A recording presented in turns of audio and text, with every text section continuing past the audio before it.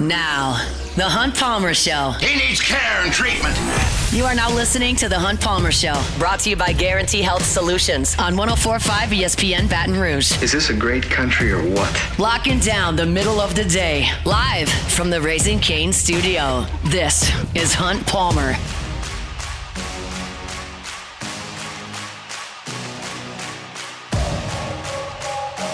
Welcome in. Hunt Palmer coming to you from the Raising Cane studio downtown in the capital city on this Monday. Means we're brought to you by Guarantee Health Solutions. Hope your work week is off to a good start. Jordan Kitchens, Cassie Spazzali back there on the ones and twos. And fired up, you are here with us. Got to talk a lot of LSU baseball over the course of the next couple of hours. Mickey Loomis says Cam Jordan's got a contract in front of him. Taysom Hill does not. We'll discuss a little bit of that coming up in 30 minutes. PGA Championship wrapped up yesterday from Aronimink. I've got some thoughts on that. Does LSU have another European basketball commitment? We will talk about that at 2 o'clock. So lots and lots and lots to do. Let's crank it up the way we do every day with our opening drive. Welcome to the big league. It's time for Hunt's Opening Drive, presented by Fabry Chevrolet GMC in St. Francisville. LSU's regular season is over. 56 games in the rearview mirror. The Tigers swept by Florida. Fifth sweep in 6 weeks for this LSU team. They've been swept 5 times in 6 weeks. Jay Johnson's first 4 LSU teams were swept a total of 5 times, and this one got swept 5 times in a month and a half. It was just a dismal, dismal season, and it came to a dismal, dismal close as Florida just bashed LSU pitching all over the box for 3 days. Look, LSU did not put its best foot forward over the weekend. William Schmidt was not on the roster this weekend. They're holding him for likely tomorrow night. Kason Evans was limited in what he did. They were not going to push the envelope with any of their arms. They were going to make sure that they were ready to go for Tuesday night in Hoover, and it showed. Florida absolutely hammered them. But I will say, on Saturday, in the final game of the season, it's not as if LSU just threw the end of the bench at Florida. They did not do that. Zach Cowan started the game. That's about as good as arm as LSU has on the roster this year. They threw Grant Fontenot. They threw Gavin Guidry. They threw Santiago Garcia. They threw Devin Sheeran. They threw Ethan Plog. Like, these are all guys that LSU has counted on. Now, they were on pitch counts, and they didn't need a lot of innings, but like, it wasn't like they just threw the freshmen out there and said, hey, kids, go get it. And Florida still just crushed everything in sight, scored 15 runs on 18 hits. This is going to be a kind of a – I don't have a good word for it. I realize that's kind of the job here, to come up with words. But this is going to be a silly thing for me to say out loud because we all just watched it. But it is how I feel, so I'll just let you in on it. Like, I don't understand how LSU's pitching got to this point this year. I really don't get it. I look at that staff that has talented human beings on it. I mean, you're talking big-time velocity on Kason Evans, William Schmidt, Grant Fontenot, Devin Sheeran, Maverick Rizzi. Like, these guys throw above 95 miles an hour. Zach Cowan had a phenomenal year last year. Santiago Garcia was really good last year for Oregon in high-leverage spots. You have a big talent in Marcos Paz, and freshmen have eased into this program and done some good things on the mound at times. You have a mix of left-handers and right-handers. You've got some guys that have had some success. Kason Evans' ERA last year was 2.05. 2.05. He pitched every SEC weekend. He pitched in Omaha. He pitched against UCLA, who's beaten the brakes off everybody, and he was awesome in that outing in Omaha. There are actual pitchers on this baseball team with ability. And as we put a bow on 56 games, listen to some of these statistics or notes. LSU finished dead last in the Southeastern Conference. Last, 16th in ERA, WHIP, walks and hits per innings pitched, runs allowed, walks, and wild pitches. Last. In the last 6 games of league play, LSU allowed 10 or more runs in all of them. Georgia did it all 3 times. Florida did it all 3 times. They gave up 73 total runs in those 6 games. Georgia came to the plate 22 times in Athens. Florida came to the plate 25 times. That's 47 at-bats. They scored 73 runs. That's a run and a half per inning. A run and a half every single inning you're allowing. They gave up 10 or more runs in 13 of 30 SEC games. That is almost half. You gave up 10. I mean, 7 is not a great day on the mound. 10? They almost did that half the time. Their SEC ERA, so in SEC games only, 30 games, it was over 7. Like every single year, we sit there in January and we talk about the depth on the roster, go through the positions, go through the staff, and you understand when you step on the field for that first game and you extrapolate this thing out over 56, some guys are going to have big years, some guys are going to have a little bit down years, you're going to have an injury here or there, but you know that not everyone is going to perform right next to expectation. Some guys are going to perform up, some guys are going to perform down. I would make the argument pretty powerfully that every single pitcher on LSU staff underperformed. All of them. Every one. Who would you point to and go, okay, he did a really nice job? I can't think of one. Grant Fontenot is the only pitcher, other than Cooper Moore, who threw 8 SEC innings, who kept his ERA under 4 for the year. Grant Fontenot was the only one. His was at 3.90. That's the only one under 4, 3.90. I think it's potentially true that every single pitcher on the staff underperformed.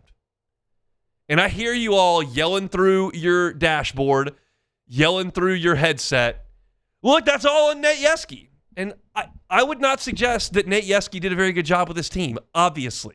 I think his track record suggests he's a pretty damn good pitching coach. But this was truly, to me, an unfathomably bad season on the mound. I could not have possibly suggested that LSU would perform this poorly on the mound. And it wasn't like, oh, there's a tough weekend. It was week after week after week after week. They just got lit up like a Christmas tree. Could not find a weekend starter to give them consistent innings. Could not find a consistent left-hander to throw strikes. Could not find a consistent closer. No piece to the puzzle at any point ever fit. That is remarkable when you consider what they look like getting off the bus and what those radar guns say. It's remarkable. I said this last week. I'll say it again. I have watched awful baseball teams throughout my time following the Southeastern Conference. There have been some terrible Kentucky teams, terrible Tennessee teams. I've seen Auburn in the dumps. I've seen Alabama not care and be bad. I've seen Missouri come into that ballpark once every 2 years. They're always terrible.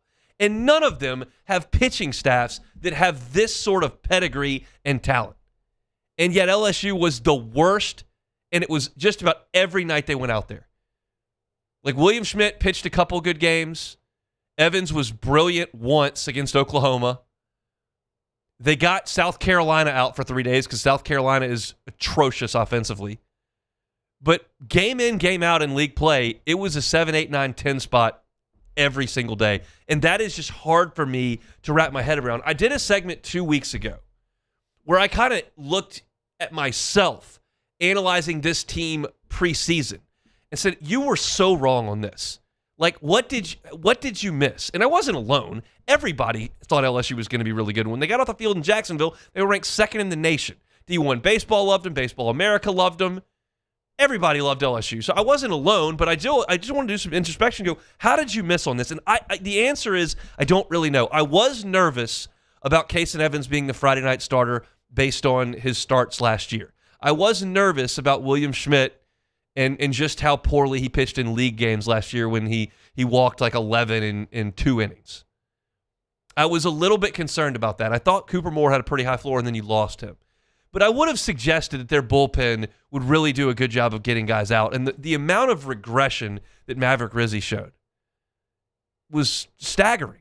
Just couldn't throw it over the plate. Wild pitches, walks constantly. You didn't get exactly what you thought you were going to get from Devin Shear, and he had one outing that was brilliant against Texas A&M. There were times where he threw the ball pretty well. Cowan at least threw strikes, but he got hit a lot. Gavin Guidry had a terrible season, gave up the long ball way, way too often. Just wasn't necessarily a guy that you could count on for 3 quick outs.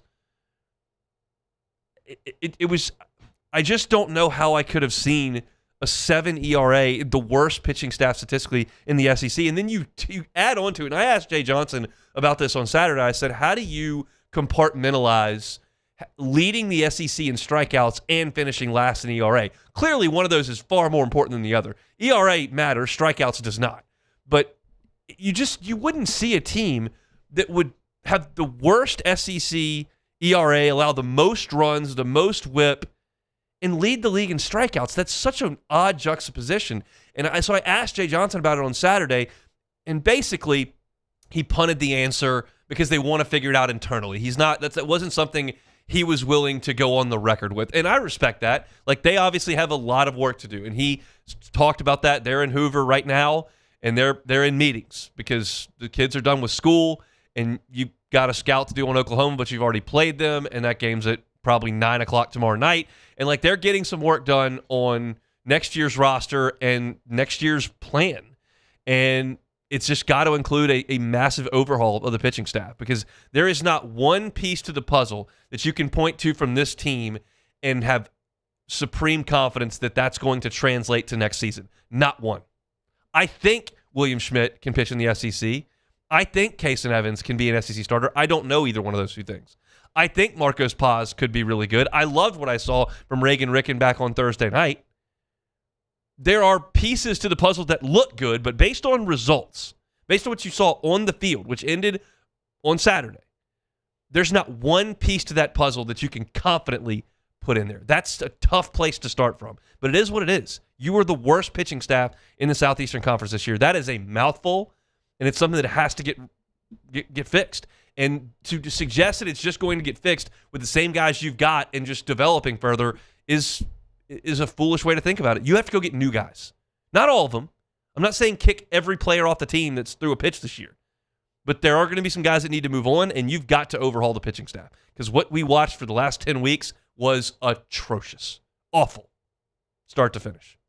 And it certainly finished that way. So LSU will play for its season until it loses in Hoover, and they're in that late spot. So they're scheduled to start at 8 o'clock tomorrow. If they win, they would be scheduled to start at 8 o'clock again on Wednesday. And we know that those games rarely start on time. When you got 3 before it, something's got to back up, and there's rain delay or something, and all of a sudden your first pitch is at 9:04 p.m. That's the spot LSU's got. They'll start that with Oklahoma coming up tomorrow. Now, that was a very, very negative segment. I would suggest that, and it deserved it because they went 9-21 in the league. That's the worst ever. There is some positive, and I do want to spend some time on that, so we'll do it when we come back. The Hunt Palmer Show. It's May. That means it is Stroke Awareness Month nationally, and Auctioner wants you to be fast. BEFAST. Be fast. That's balance. There's someone that's unable to maintain proper balance. Eyes, if the person's vision's affected or eyes are deviated to one side. That's BE, balance eyes, and then fast. Face, arms, speech, time. Face is one side of the face drooping or is it numb? Is one arm weak or numb? Is speech slurred? That's interesting. If a person shows any signs of those symptoms, even if they go away, make sure to get them to a medical professional immediately. It is May. That is National Stroke Awareness Month. My friends at Auctioner want you to be fast. Bayou Chrysler Dodge Jeep Ram has the new 25 Jeep Grand Cherokee with $15,000 off MSRP. Plus the 7-year powertrain warranty that comes with all new Bayou vehicles. If you need sales or service, the crew at Bayou Automotive is going to do right by you. I'm Lawyer Locke Meredith. If you're battling an insurance company because of a wreck not your fault and they're not calling you back or being fair, whether you hire us at all, give us a call, 272-5555, or email LockeMeredith, Sean Fagan and Associates. You have nothing to lose. Hello, I'm Collins Meredith. If you've been injured on the job, you'll likely have a workers' compensation claim, but you may also have a tort claim, which opens up significant recovery rights not normally available for a work injury. If this is you, call us or come see us at Locke Meredith, Sean Fagan and Associates. Parrish Construction and Roofing. Trusted by champions, built for Louisiana. Do business with someone you know. Parrish Construction and Roofing. Parrish Construction and Roofing. ParrishBuilt.com.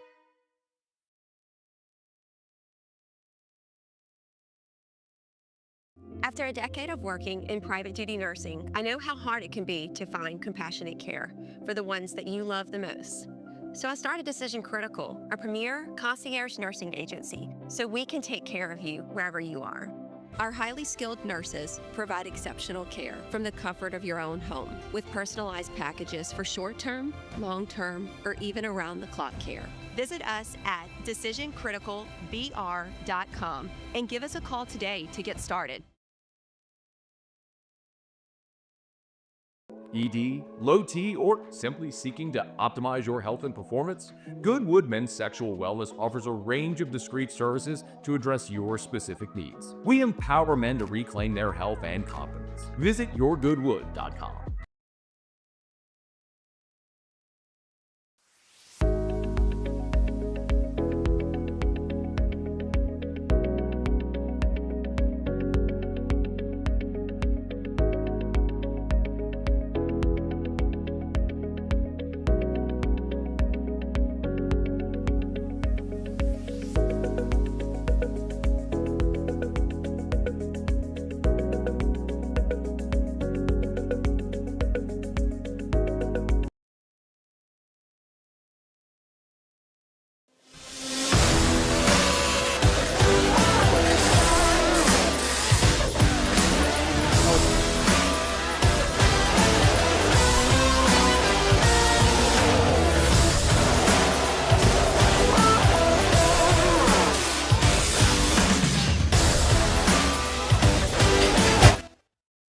You're listening to The Hunt Palmer Show, brought to you by Guarantee Health Solutions. Guarantee Health Solutions, guiding healthcare forward. GuaranteeHealth.com.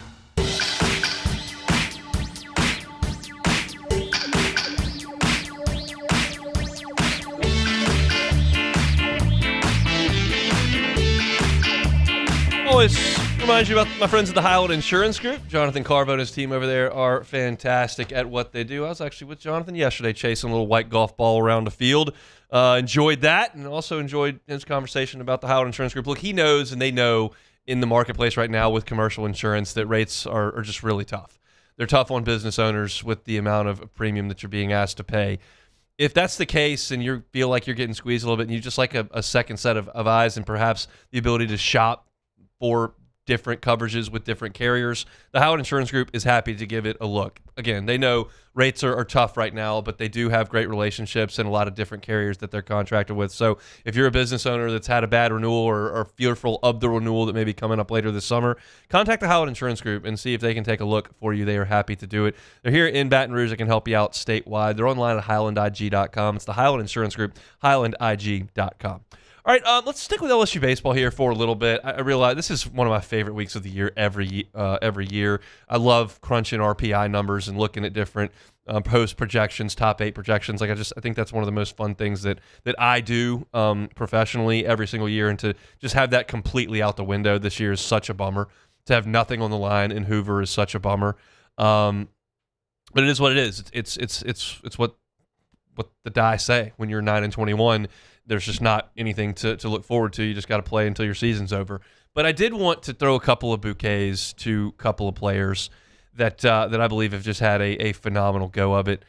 Stephen Milam, let me put this together for you. Stephen Milam this season played in all 56 games, hit an even 300 for the season, had 10 home runs and 3 errors. That is a stellar season by LSU's junior shortstop. He just was a rock of consistency on defense, and then did what he's done for 3 years now offensively, which is heat up when the weather heats up. Over his last 10 games, only one of those is a non-conference against Tulane. So you're talking about 9 league games. He's 14 out of 36. That's a .389 batting average. He homered in all 3 games over the weekend. We know back in 2024 when he was a freshman, he was probably their best hitter down the stretch. Obviously, Jared Jones was on that team. Tommy White was on that team. There were some very good players on that team. But at the end of that season, Milam was probably their best hitter, hit the home run against Wofford to walk off the regional opener on Friday. And then last year in June, he just went nuclear, torched through the regional, was even better in the super regional, was great in Omaha as well, driving in a ton of runs. And so he comes back, and yeah, he started off slow. No question about that. But he finishes the season with a 300 batting average for the regular season. Hopefully he can go 1 for 3 if they play just one game tomorrow, and he can finish the season over 300. But he hit 300, he hit 10 homers, and he only made 3 errors. That is a great, great season by Stephen Milam. During the game on Saturday, they were chanting one more year to Milam. Jay Johnson kind of dismissed that in the post-game press conference, said, look, I think a team's going to give him $2 million. I'm a huge Stephen Milam fan. I would push back on $2 million for Stephen Milam. I think that's probably ambitious for what he could draw, but we talked about it last week. I don't know what they can do financially for him on the college side. I do know on the professional side, he's probably looking at a draft slot that's somewhere in the $400,000 or $500,000 range, just depending on where he goes. My suggestion would be that he probably won't be back next year, but I wouldn't completely slam the door on it either. Today, not really about that. Today's just about throwing him a bouquet of flowers for a fantastic junior season. I thought he was great. And, of course, Cade Arambidi was sensational. Just a huge, huge sophomore season for him. I wrote about this over at LouisianaSports.net. You look at Arambidi, and if I were to give you his final stat line back in January, I would have gone, oh, that's a monster year for Cade. That's the breakout you were hoping for. When you talk about floors and ceilings, Cade Arambidi hit his ceiling as a sophomore. And that's the most natural progression that we see in college baseball. There are cases like Derek Curiel, Dylan Cruz, Alex Lang, Alex Bregman, Antoine Duplantis, guys that show up as freshmen, they're ready to go. They're ready from day one to hit the ground running and play great. That happens some, not a lot. And then you have some guys that really bloom late. That happened for like Mason Katz. He was kind of a little-used player for a couple of years, and he blossomed into an all-SEC player by year 3 and certainly year 4. He was a late developer. That's something that you don't see all the time. Ty Floyd really came on late in his career. He's a good pitcher as a freshman and sophomore, but he really emerged in year 3. But most often, you get your feet wet as a freshman, and your sophomore year, you blossom into the player that you're ultimately going to be. That's the most usual progression. And that's what you saw from Cade Arambidi. Statistically, what a monster year for him as a catcher. 326 batting average. He had an on-base of 425, a slugging of 669. That's an OPS over 1,000. It's a 1094 OPS, and he hit 18 home runs and 8 doubles. That is a huge year. And I think the thing that I like the most about Cade Arambidi's season is that he feasted on SEC pitching. It wasn't like he put up a bunch of empty numbers early in the campaign and then kind of limped his way through league play. No, he did his most damage against Southeastern Conference pitching. I wrote this in a column that I wrote today, but in SEC play, he hit 12 home runs and hit 394. 394. He drove in 34 runs in 27 SEC games. He missed 3 games. He was under the weather and a little bit banged up. He missed 3 games early in SEC play, but in 27 games to hit 394 with 12 homers and 34 driven in, that's doing it against the best of the best, and that's somebody that absolutely will garner preseason All-American honors next season, will be thought of as one of the top catchers in college baseball next year, and will be a linchpin in what LSU's trying to do moving forward in 2027. They've got some really good offensive pieces, and Brown and Cerna fall into that category, and we'll see what happens with Milam, and you feel like you got feet wet of Ruckert, and you got the feet wet of William Patrick, and you'll go into the transfer portal, and you've got some really talented high school players in this class as well. But when you look at this team and you're trying to build an offensive lineup, Cade Arambidi in 2 or 3 hole is absolutely a necessity, and you can feel really, really good about that moving forward. It's the exact opposite of what I told you in the last segment, where there's not a single pitcher on this team that I can point to, say he's back next year and he's doing this. There's not one. Offensively, Arambidi fits that bill. You saw the emergence start, because he didn't hit a lot in summer ball last year when he went off. It was a brief go in summer ball. When you play all the way through June and win the national championship, there's not a lot of time for summer ball, and you've already kind of been involved in baseball a lot. They took it easy on a lot of guys in the summer, but he came back in the fall and led LSU in hitting in the fall. He was LSU's top batting average guy in fall scrimmages, and you were hoping that would translate. And Jay Johnson said at some point he could be the best player in the program. Right now, with Jake Brown out, the hamate injury, Cade Arambidi is the best player on LSU's team, and he had a huge season. Again, all the pitchers finished around their floor. Offensively, Aaron Beattie was the closest to his ceiling this year. He was sensational. Speaking of Jake Brown, who I mentioned earlier there, just a cool moment at the box. If you weren't locked in on Saturday, which I fully understand, then you missed a cool moment for Jake Brown. He's obviously he had surgery on his hand. He broke that hamate bone, had surgery on it, so he cannot go out there and play. And I noticed in the middle innings that he was fully dressed in uniform. And previously, he had been in a warm-up jacket. I saw him in Starkville. He was in a warm-up jacket. He did not have his jersey on, and I noticed that he had his jersey on. And I thought, oh, Jake's just putting that jersey on. It's his last home game. Just wanted to put the jersey on for one last time. But they did more than that. They announced him as a pinch hitter, allowed him to take his helmet off, to hat tip the crowd, to fist pump, and then to walk off the field for the last time there. And then they immediately pinch hit Eddie Yaman, who I guess ironically was hit by a pitch in his hand, pinch hitting for Jake Brown, who couldn't go up there because of a hand. Jay Johnson said they thought about pinch running Jake Brown, but thought it was a better idea not to put him in the line of fire. So it was a cool moment at the box to see him with his last at bat in Alex Box Stadium, to be able to acknowledge the crowd, for the crowd to acknowledge him. It's not exactly the perfect swan song.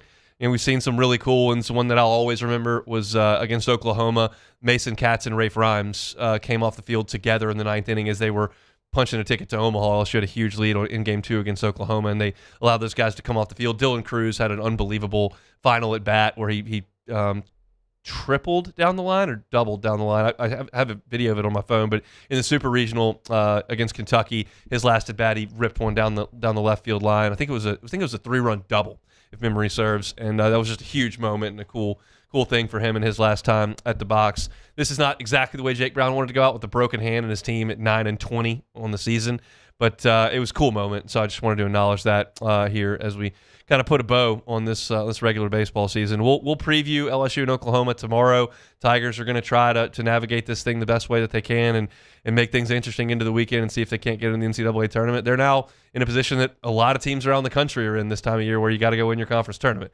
I don't think they're going to do it because I don't think they're very good, but they're certainly going to try, and they'll start tomorrow against Oklahoma at 8 o'clock. But I did want to mention Milam and Aaron Beattie and Brown, just cool moments for those guys at the box, and great seasons for Cade Aaron Beattie and for Stephen Milam. Jake Brown would have been a potential first-team All-SEC guy if he had stayed healthy. He'd have hit more than 20 home runs, which would have been really cool to see, but obviously the hamate injury stopped him from getting that done. All right, that's it for baseball. 30 minutes in on baseball. Might get to a little bit of it in hour number 2. We'll see if we have a little bit of time. Coming up in 30 minutes, LSU may have gotten another international player for its basketball team. I did a little research on that, so we'll talk about it at 2 o'clock. Pels have hired a new coach. Might get Jordan's thoughts about that in the second hour.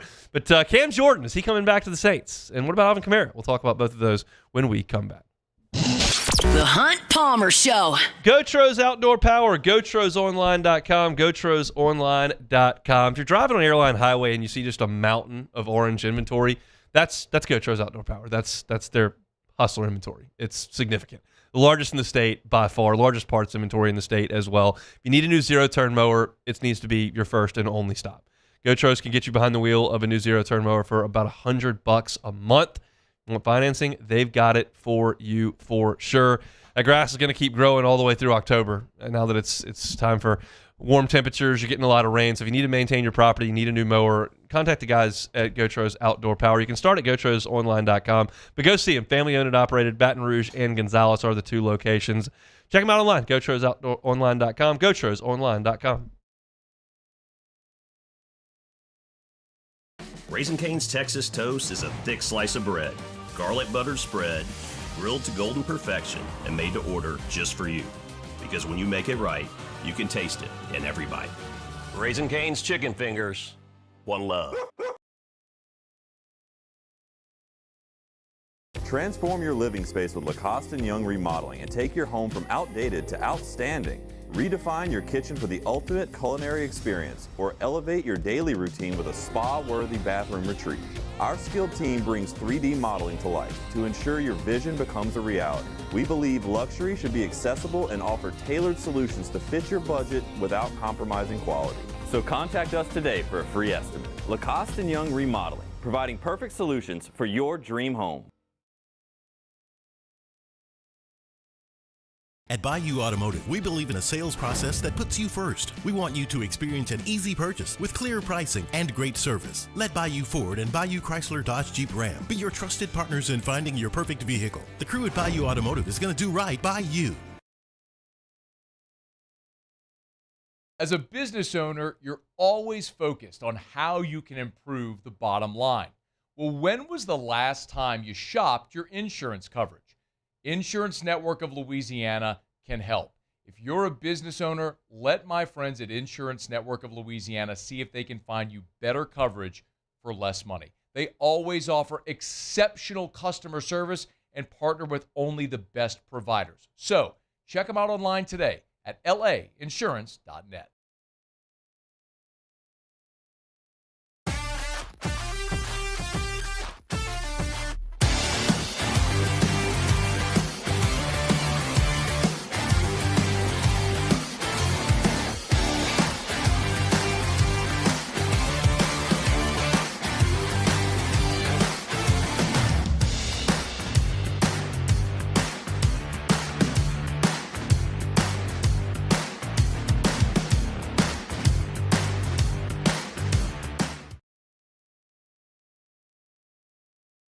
Hey, it's Matt Moscona. Look, back pain can sideline you from the things you love. That's why I trust Dr. Kevin McCarthy and the team at the Spine Center of Louisiana. Dr. McCarthy doesn't just treat symptoms. He gets to the root of the problem. From advanced injection therapy to minimally invasive surgery, they've got the expertise to get you back in the game. With 5 locations across Louisiana, including right here in Baton Rouge, quality care is close to home. Call the Spine Center of Louisiana or visit spinecenterla.com.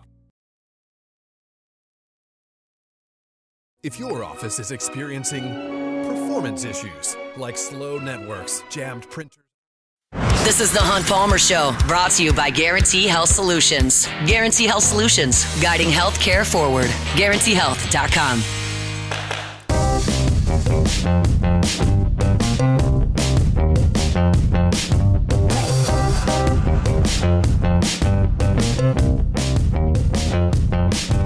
Spring is turning to summer. We understand that, and that may mean that baseball season is wrapping up for your youth baseball player, softball season wrapping up for your youth softball player if they're not playing the year-round circuit. That doesn't mean you stop working, right? If you've got a youngster that wants to keep swinging the bat, wants to keep working on pitching, well, you can do that at Marucci year-round if you get a membership, because they've got key card access to their facility that you can use 24 hours a day, 7 days a week, no matter what time of year it is. It's one of the cool things about becoming a member over at Marucci. You can also go take a tour of Marucci, learn where the official bat of Major League Baseball is made. Such a cool thing that we have here in Baton Rouge to have an operation start in a backyard shed and over the course of 2 decades becomes the official bat of Major League Baseball. They make 1,200 bats every single day. You can learn where they make them, learn the story behind Marucci when you go take a tour. Check it out online. You can buy your tickets at maruccisports.com. maruccisports.com/campus-tour. Every single ticket to the campus tour comes with a 20% discount in the campus tour store and in the hitter's house. So become a member, take a tour over at Marucci. All right, the Saints golf tournament is today. Charity golf tournament is today. Opportunity for Mickey Loomis to take some questions from local reporters. We're going to play a video here for you, courtesy of our friends at WDSU. Sri Fishak and the team do an awesome job down there in the Big Easy. And this is just a general deal from Mickey Loomis talking about contract negotiations with Cam Jordan and with Taysom Hill and where those things stand right now. Look, those guys, have earned the right for self-determination, right? So we're not going to put any deadlines on anything. Do they both have contract offers from you? Cam certainly does. Taysom does not. So that's a look at where those two are at this point. We knew that Taysom Hill was not going to be back with New Orleans. That's not news to anyone. The question is whether or not he wants to continue to play football. I don't know what the answer to that is. I would imagine that there's a possibility Sean Payton could take another swing at a former Saint that he worked with in New Orleans over in Denver. But Taysom's getting up there in age, and the amount of injuries that body has gone through is significant. And his style, it just doesn't allow him to play less physically or to protect himself in any way. He's a battering ram, and he's an older one that's kind of been put together with duct tape. So it's been an amazing run for Taysom Hill, but clearly his time in New Orleans is over, and we knew that. Cam, it's interesting to hear Mickey Loomis say that, yeah, they have put a contract offer in front of him. And I think it's very easy at this point now to read these tea leaves and figure out the situation with Cam Jordan. He is valuing himself like a 10.5 sack guy, because that's what he did last year. I don't believe you're going to get a lot of organizations interested in paying 10.5 sack money to Cam Jordan at this point in his career. In golf, they talk about sustainability models all the time. Like, can you continue to do that? And the sustainability models with Cam would figure to suggest a significant regression. That he was regressing over time, and then this is kind of an outlier with the production that he had. So do you think that it's going to happen again? I would suggest that the answer is probably no.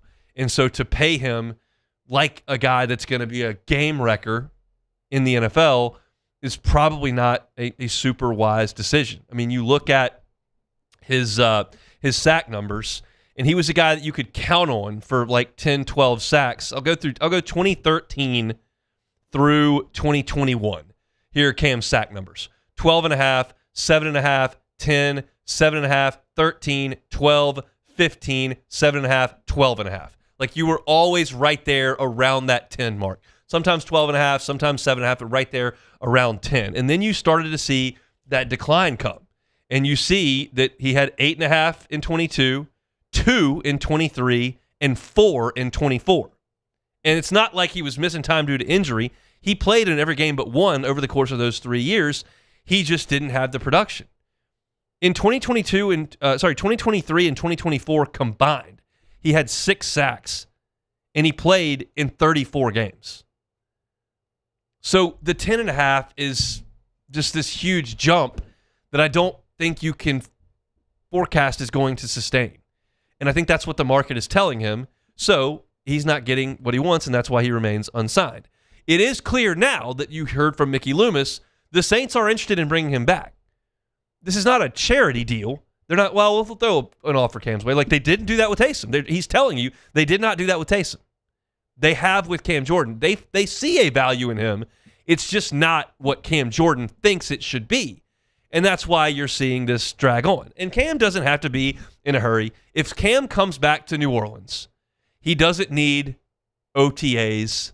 He doesn't need, a full training camp. Like, Cam Jordan knows the defense, knows the city, knows the culture, and I don't think he'll wait a long time. But I think the likelihood at this point is that he comes back to the Saints on a very team-friendly deal. We know that the Saints have looked elsewhere for defensive end options, and they have cashed in on that. They've made free agent moves. They made a trade on draft weekend.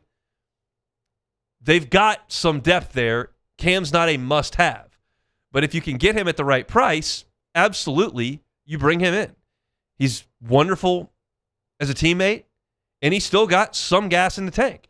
I just am going to bet, if you're telling me the over-under on Cam Jordan sacks this year is 10, I'll kindly take the under.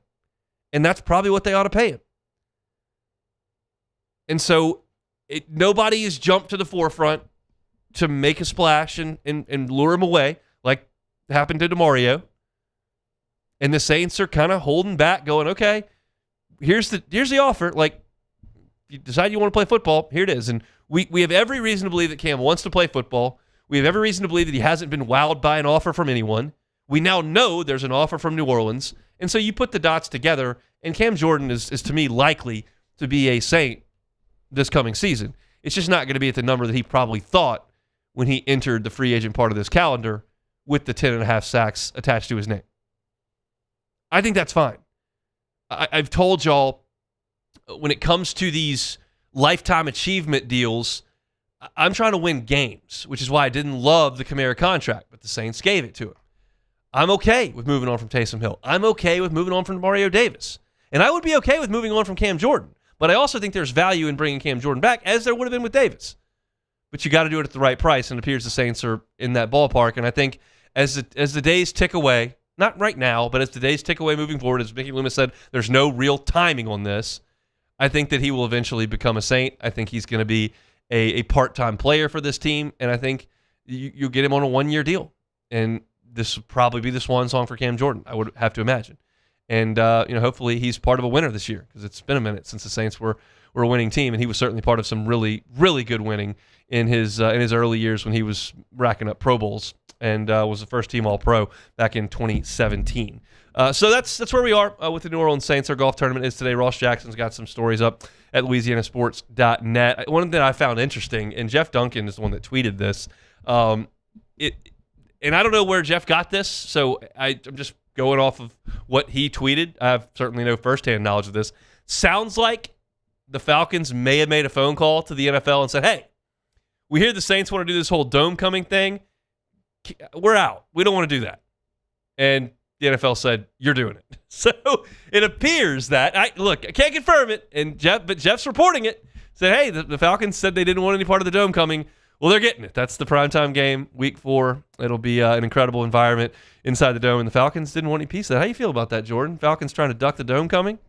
I think it's par for the course. I ain't gonna say too much about them because they did sweep. No, I'm not. I'm gonna take it easy this time because they did sweep us last year, but it did work out in our favor. We got the 4-play schedule. That's right. Because I wanted to smash their faces in. So I'm not gonna say too much. Y'all got the 2 up on us right now, but it is non-commendable to try and not move off that. I mean, what is the NFL? You got to play everybody. It's not like college football where you can go play, I don't know, the Citadel or something like that. Like, come on, man. You got to see us regardless. Don't do that. You do. And they'll see him in the dome. And the dome, just a projection, just a wild projection. I think the dome will be full that night. Oh, it'll be rocking. I think the dome will be full that night. There will be some $18 cold pops going down. Oh, $18. My goodness. I can smell it right now. I can smell the alcohol in the air, actually. It's so expensive. I saw some prices from the PGA Championship on stuff. Like charging $21 for one drink. It's just absurd. Ridiculous. How did we get to this as a society? Please, who's in charge of this? Somebody. Explain this to me. Not good. All right, that's it for the New Orleans Saints here on this Monday, brought to you by Guarantee Health Solutions. They're online at guaranteehealth.com, guaranteehealth.com. We will step aside. Speaking of the PGA Championship, I've got some thoughts on that. We'll talk some hoops. LSU may have a new basketball commitment as well. We'll do that coming up in about 15 minutes. Don't go anywhere. Monday edition of the Hunt Palmer Show. The Hunt Palmer Show. Fabry Chevrolet GMC, FabryChevrolet.com, FabryChevrolet.com. You can start your buying process right there at FabryChevrolet.com. They've got all of their inventory on the website. You can see their new vehicles. It's an incredible line. You can also see their pre-owned vehicles as well if that's something that you're more comfortable with. If your lease is about to be up or you just feel like it's time to get a new ride, they've got you covered at Fabry Chevrolet GMC. The difference there is you're talking about incredible customer service. They take that extremely seriously at Fabry Chevrolet GMC, and it's what's made them successful for 35 years. They've got a great reputation in this town because of what they do with their customers. So go by and see them at Highway 61 in St. Francisville. Need a new truck? They got Chevy Silverados. They got GMC Sierras. And maybe you need a new SUV because it's time to get that family in the car and head out on a summer vacation. They're happy to help you with that as well. Incredible deals, incredible people. A great new spot there on Highway 61 in St. Francisville. It's Fabry Chevrolet GMC, online at FabryChevrolet.com. When it comes to choosing energy for your family and your home, make the smart choice with natural gas. You can count on efficient and affordable natural gas to keep you comfortable and reduce your environmental impact to help protect our planet. Together, we're fueling our energy future. Atmos Energy. Hey, it's Matt Moscona. Look, back pain can sideline you from the things you love. That's why I trust Dr. Kevin McCarthy and the team at the Spine Center of Louisiana. Dr. McCarthy doesn't just treat symptoms. He gets to the root of the problem. From advanced injection therapy to minimally invasive surgery, they've got the expertise to get you back in the game. With 5 locations across Louisiana, including right here in Baton Rouge, quality care is close to home. Call the Spine Center of Louisiana or visit spinela.com and tell them Matt sent you. Bayou Chrysler Dodge Jeep Ram has the new 25 Jeep Grand Cherokee with $15,000 off MSRP. Plus the 7-year powertrain warranty that comes with all new Bayou vehicles. If you need sales or service, the crew at Bayou Automotive is going to do right by you.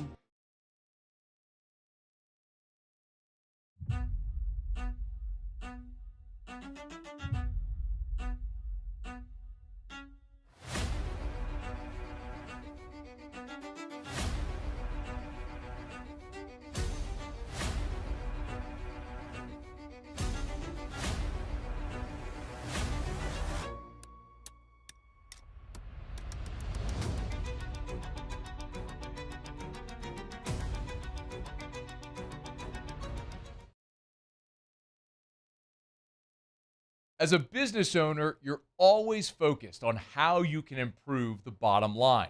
Well, when was the last time you shopped your insurance coverage? Insurance Network of Louisiana can help.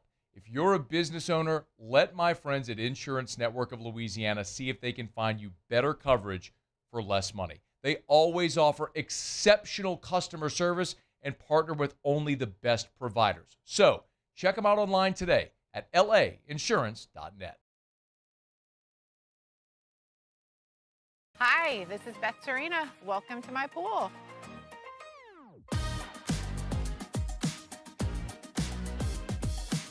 The first time I saw this beautiful pool, it exceeded every expectation that I had. They were able to get everything we wanted in this pool. It is a beautiful pool. We live out here, we eat out here, we watch TV out here. This is like our living room outside. We love this pool and everything about it. When we decided to build our pool, we called a great friend who is one of the best pool builders in the country in North Louisiana, and we said, who would you choose to build a pool in Baton Rouge? And without a hesitation, he told us Russell Pools. He said their history, tradition. You're listening to The Hunt Palmer Show, brought to you by Guarantee Health Solutions. Guarantee Health Solutions, guiding healthcare forward. GuaranteeHealth.com.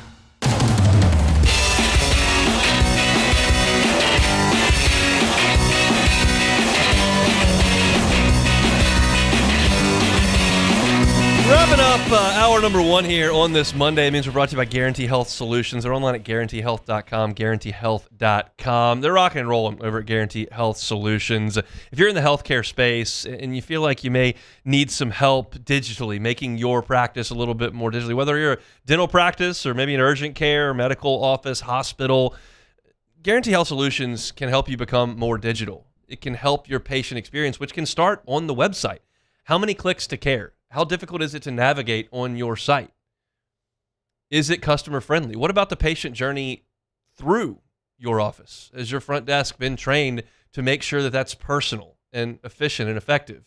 Rachel Fricke found in her experience with her mother going through the healthcare system as her mother battled cancer that it just felt impersonal. It did not feel like a positive experience. So she used her background in the hotel space to get into the healthcare space and bring hospitality into it. And that's what they do at Guarantee Health Solutions. They're guiding healthcare forward.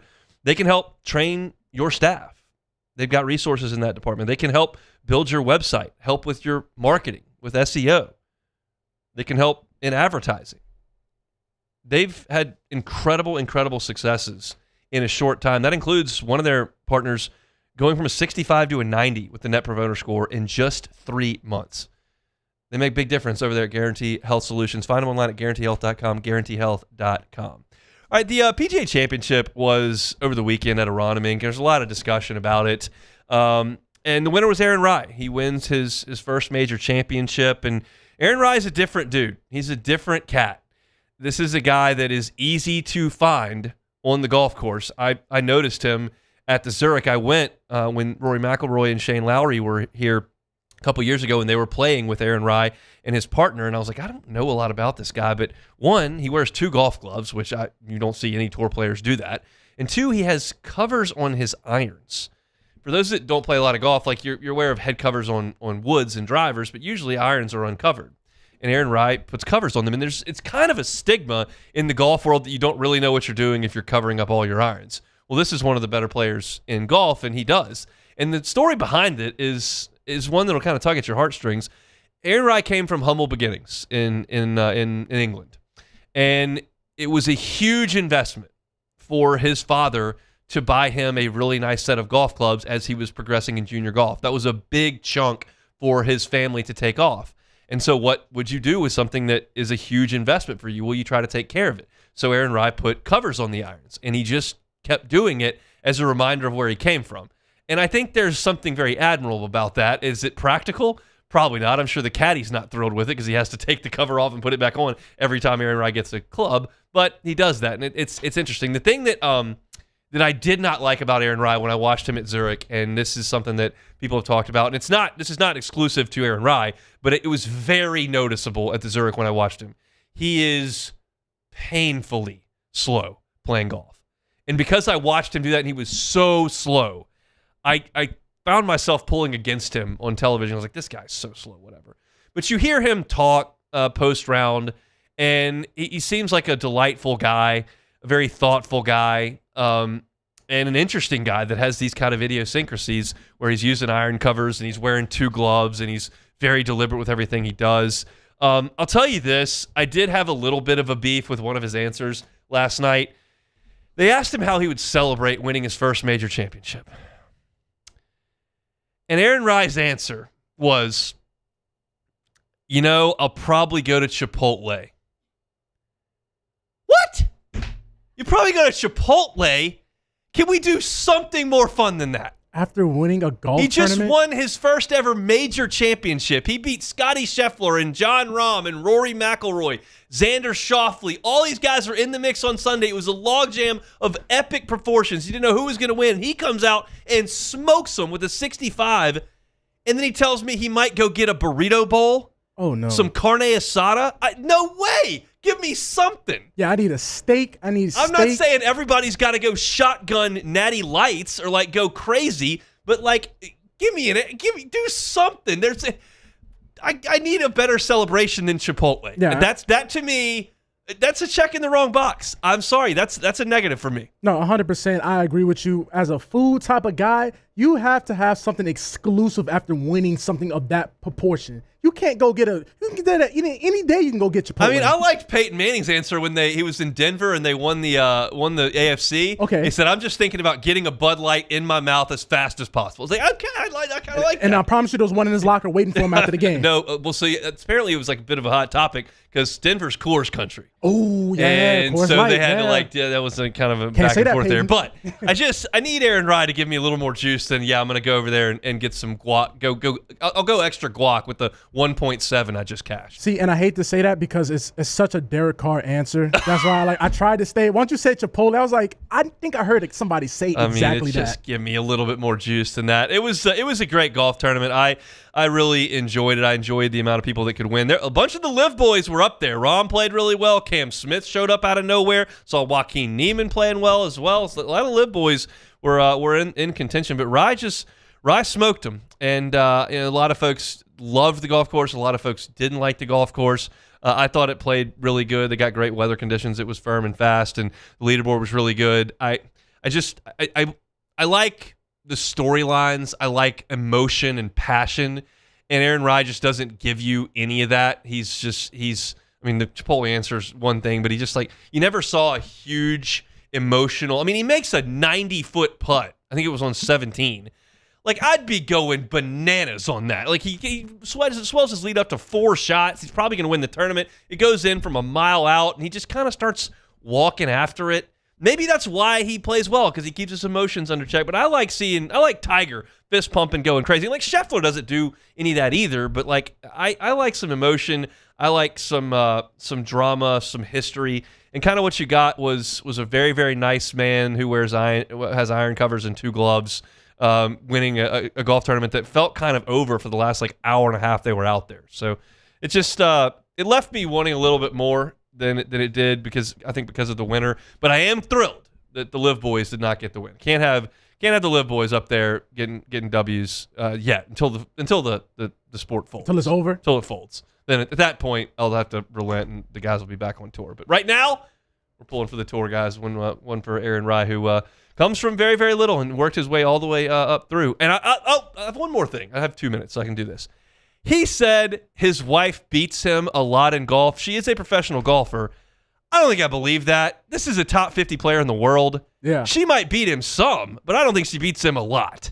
If she beats him a lot, she must be extremely good. I never heard of her. It's not so I don't know. That's I think that was throwing a bouquet at the wife in the press room. Man. You just trying to prop her up a little bit. Yeah, happy wife, happy life. That's what they say. All right, that's it for golf talk here on this Monday. We're brought to you by Guarantee Health Solutions. They're online at guaranteehealth.com, guaranteehealth.com.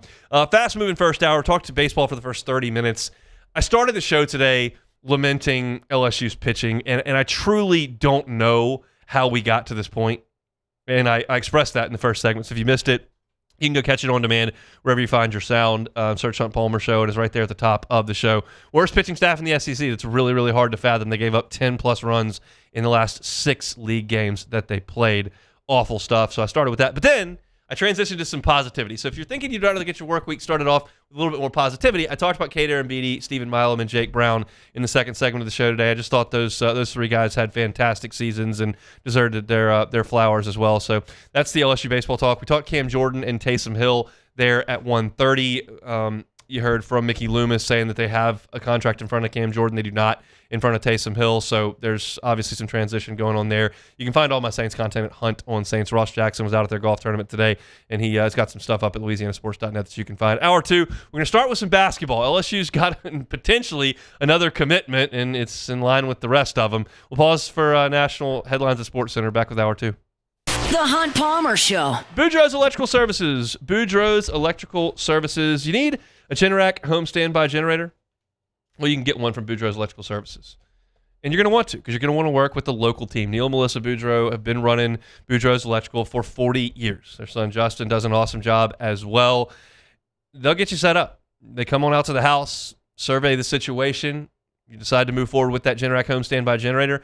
They'll do the installation. They will monitor that generator 24 hours a day, 7 days a week to make sure there are no mechanical breakdowns so that when your power goes off, that Generac home standby generator powers right on. Storm season is right around the corner.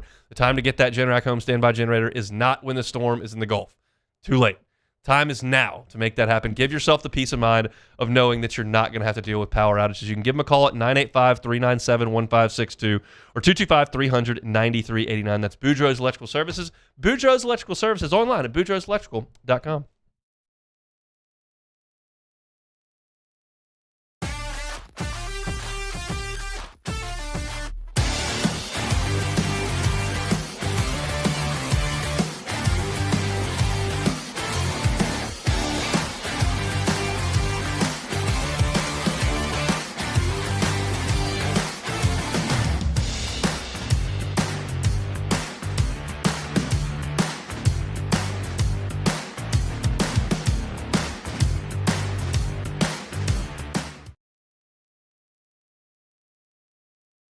Every ounce of Raising Cane's lemonade has been hand-squeezed that day from fresh lemons before being served over our signature crushed ice. Because when you make it right, you can taste it in every bite. Raising Cane's Chicken Fingers. One love.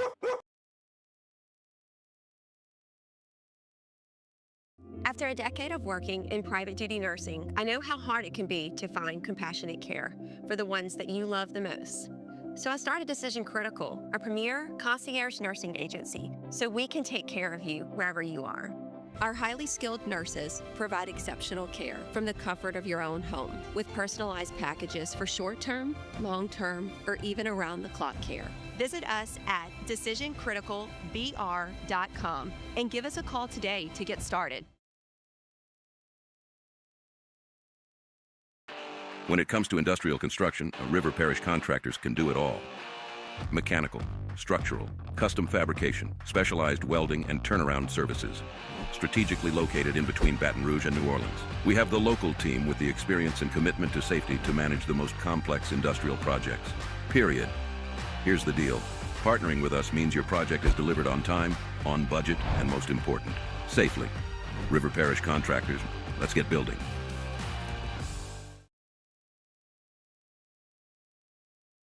At Bayou Automotive, we believe in a sales process that puts you first. We want you to experience an easy purchase with clear pricing and great service. Let Bayou Ford and Bayou Chrysler Dodge Jeep Ram be your trusted partners in finding your perfect vehicle. The crew at Bayou Automotive is going to do right by you.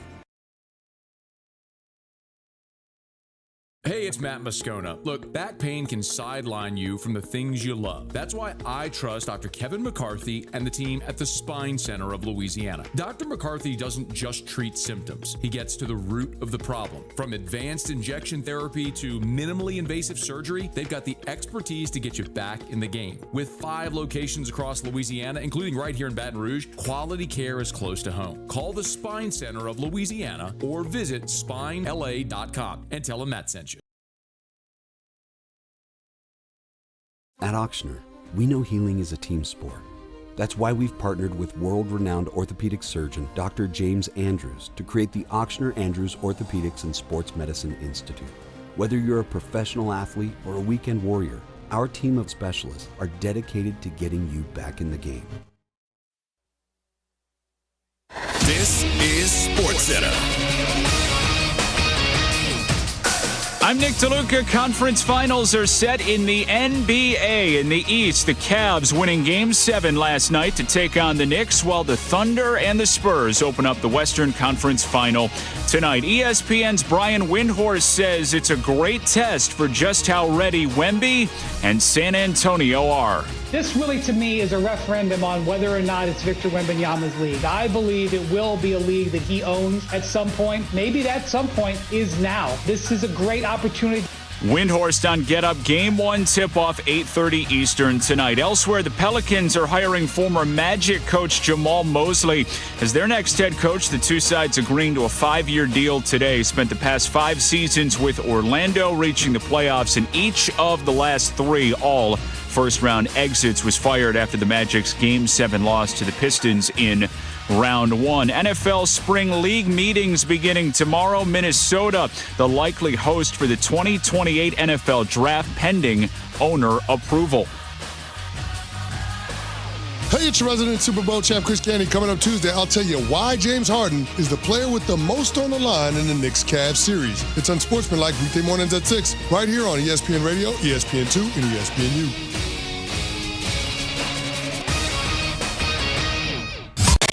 Now, The Hunt Palmer Show. He needs care and treatment.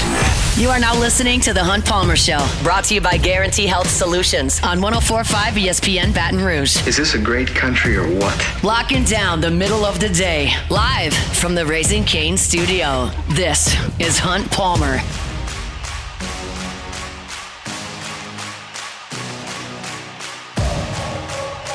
Hour 2, Monday edition of the Hunt Palmer Show, brought to you by Guarantee Health Solutions, GuaranteeHealth.com, GuaranteeHealth.com. Hope your work week's off to a good start. Appreciate you hanging out with us here on 104.5 ESPN Baton Rouge.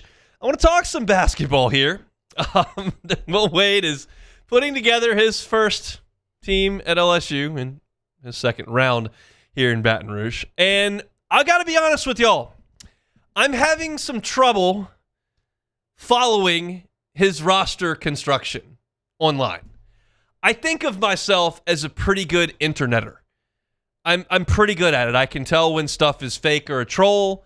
I can tell when something's legit. I spend a lot of time on the internet.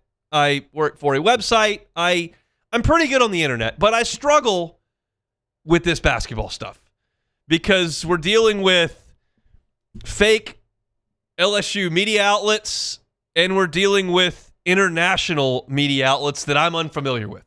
So I can't tell you if this report that's pulled up on my screen right now from Asatu News or Mozart Sport, I don't know if they're legit or not. It could be The Onion for all I know. I have no idea. But it is on the internet. And let me be pretty frank with you. The LSU baseball team stinks. They have 1 game or 2 games left in their season. The football team quit practicing 3 weeks ago.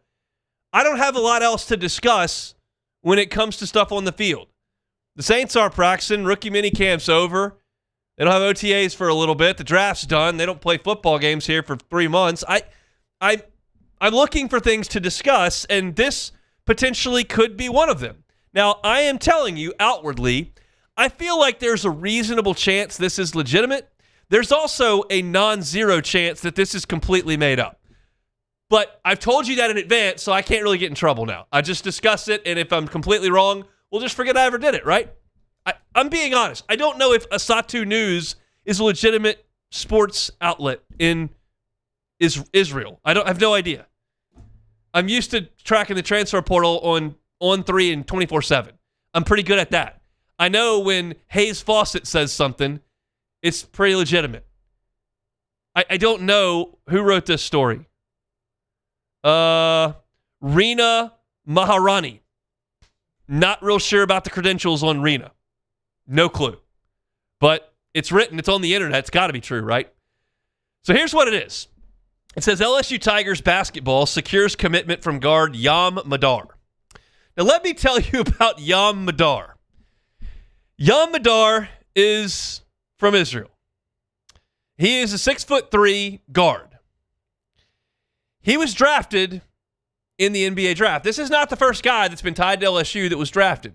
It is the first guy who's been tied to LSU that was drafted in the 2020 NBA draft. This man was selected when the world was shut down for COVID-19. I had known my wife at that point for like 5 months. We have now been married for 5 years and have 2 kids, including a 4-year-old.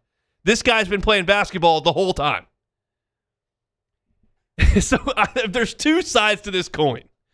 One, when I watch the highlight tape of him on YouTube, he's good. He can shoot it. He's a good athlete. He moves very well. He scores from 3 levels.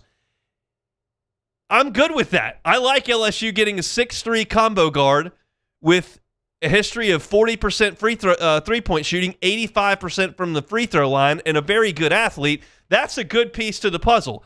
I'm a little bit perplexed and candidly rubbed a little bit the wrong way that he's going to be 26 years old and was drafted by the NBA 6 years ago and might be LSU's starting guard. That's a lot. Now look, this is not cheating. These are the rules. They're going to get changed, but they haven't been changed yet. You can go get professional basketball players and load up your roster. And they might be 23, like LSU's got a couple of commitments from. They might be 26, which is what Yam Madar is going to be. He turns 26 in December. They'll start conference play a couple weeks later. But it's legal right now. And Will Wade's got money to spend, and these guys will jump at it. And it appears what they're going to do. I pulled up Yam Madar's basketball reference, and I don't know exactly how to parse through all of this. I don't know what the BSL is. I don't know what the ABA is. I don't know what the IBSL is. I know what EuroLeague is, and it's very good, and he's played some years in the EuroLeague. He's played in Tel Aviv. He's played for Bavern. He's played for Fenerbahce. He's played for Partizan. But it all dates back to 2020 when he started playing professional basketball.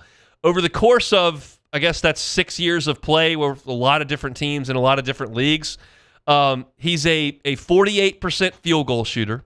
He's a 39% three-point shooter. He's an 85% free throw shooter. He had a 16-point-per-game season early on in his life. He had a 14-point-per-game season in the Euro Cup over 9 games. Basically, it looks like this guy's a pretty good player. He's very old, and he has enough talent that the NBA drafted him 6 years ago. So it's just it's a bit of a ridiculous spot that we're in here. I don't fault Will Wade for 1 second for doing it. And I was talking to Chris Marler earlier today, and we were discussing this basketball roster composition, and I feel like in May that it's going to be a little bit weird for me to pull for 24, 25, 26-year-olds from another country playing for LSU for 4 months. Like that feels weird to me in May. I also think once they come out of the tunnel with the purple and gold uniforms on and the ball gets thrown up and they start the clock, I'll get as invested as ever just because that's the way that I've always been my entire life. But it is really, really odd. And the fact that you're going to have 4 different countries with a lot of different languages and 1-year rentals from professional players from overseas, it's odd. But I do think they go out there with Mississippi State in the building and they're playing like I'm gonna be bought in and invested. So it's just, this is something that I've gone back to a couple of times. We just determined at some point that rules were unconstitutional. So we just lifted all the rules. You can pay whoever you want, whatever you want. You can play for whoever you want. Anybody at any age, at any professional rank can come back and play. You can get drafted, come back, play. Just because rules are unconstitutional. We can't have any rules because they restrict people, and the Constitution says we can't do it, so we have no more rules. And when you just take all the rules out, you get kind of a laughable circumstance, and that's what we have. It is laughable to have a 26-year-old that got drafted by the National Basketball Association 6 years ago on the floor for a reported, and again, this may be the Onion for all I know, $4 or $5 million. It's just wild to me. I can't. It's hard for me to wrap my head around.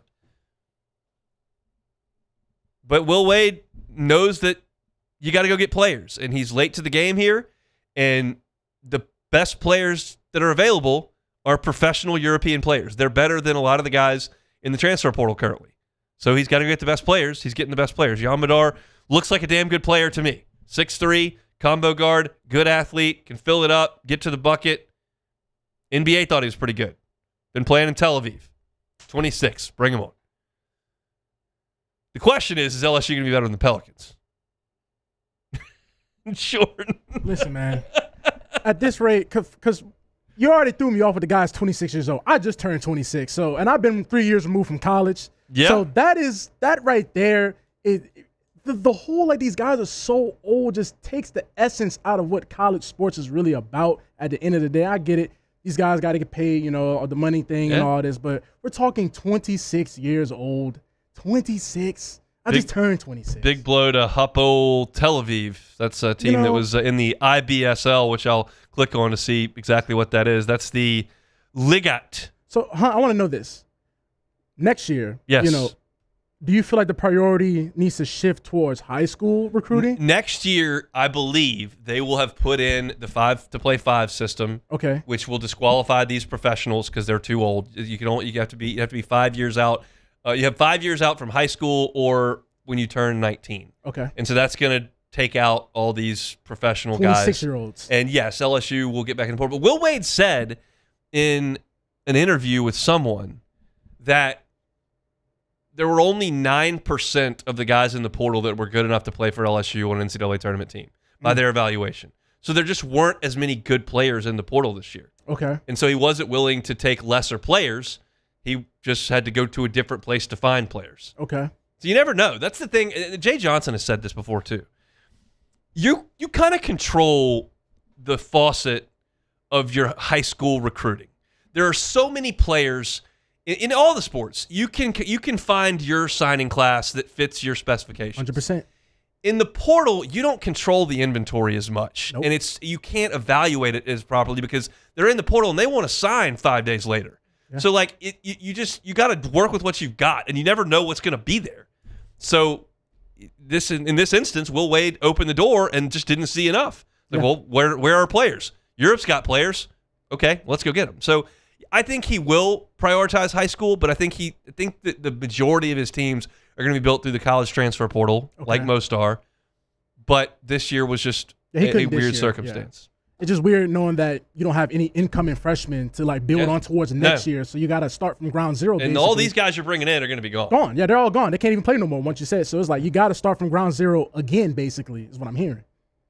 And it's all possible that this was an entirely made-up segment because this guy's actually not coming to LSU, but I just read a fake news story from a foreign outlet. It's all everything's on the table here. It's May. As we mentioned, there are no rules, so we'll see. 45 minutes to go. It's a Monday edition of the Hunt Palmer Show.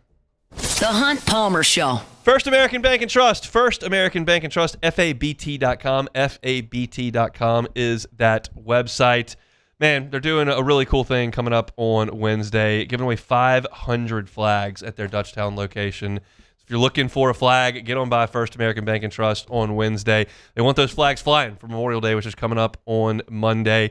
They're always involved in the community. It's because they're a community bank at First American Bank and Trust. They've been here for 116 years, and they're going to be here for another 116 years. So when you do business with First American Bank and Trust, you're doing business with a local bank.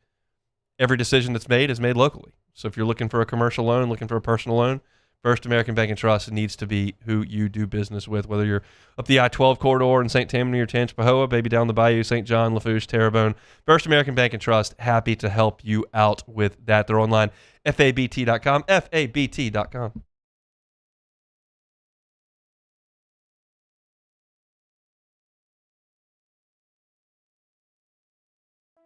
Another roof gone too soon. Looks like neglect. There's no doubt about it. This is a case of poor installation. At Pelican Roofing, we don't guess. We investigate to find the real cause of your roof's problems. Call Pelican Roofing for your free roof investigation today. Case closed.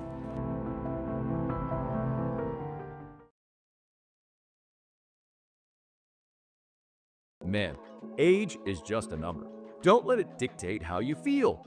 Goodwood Men's Sexual Wellness has anti-aging services that can help you look and feel your best. Visit yourgoodwood.com and discover a renewed sense of vitality.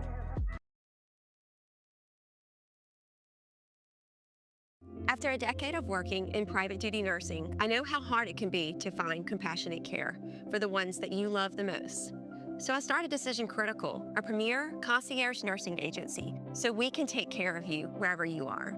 Our highly skilled nurses provide exceptional care from the comfort of your own home with personalized packages for short-term, long-term, or even around-the-clock care. Visit us at decisioncriticalbr.com and give us a call today to get started.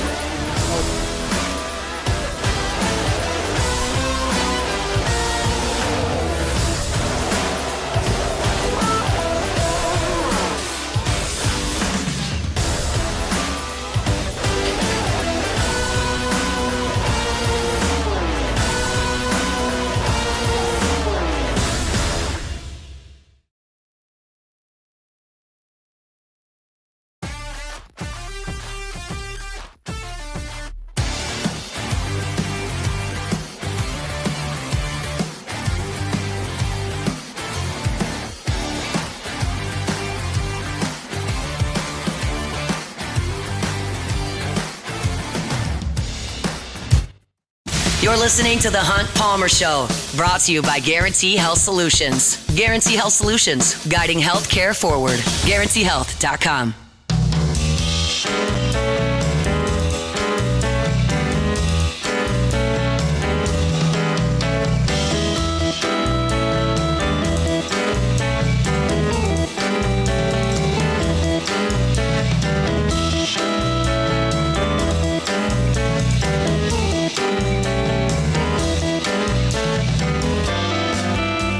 Remind you about our friends at Swing Easy Golf Club. They're online at swingeasygcbr.com. But go by and see them right there on Segan at Perkins. Swing Easy Golf Club here in Baton Rouge. They got league play that's coming up here this summer. It's going to be a two-man scramble league. So if you got a buddy want to go play in a league, you can sign up at Swing Easy Golf Club, and we can actually allow you a chance to get in and win your way into the league. But you got to text our new text line, Swing Easy. So text Swing Easy to 225-499-1045. That's 225-499-1045. Very easy. Just text Swing Easy, one word, and you'll be entered in to win an opportunity to play with your partner to get into the league over at Swing Easy Golf Club. We'll draw a winner later this week. So text Swing Easy 225-499-1045 and get into the league. It's going to be a lot of fun. Can't wait to go out there and see these two teams duke it out for a spot in the league. Should be a lot of fun. I'm very much looking forward to that. Swing Easy is a great, great spot.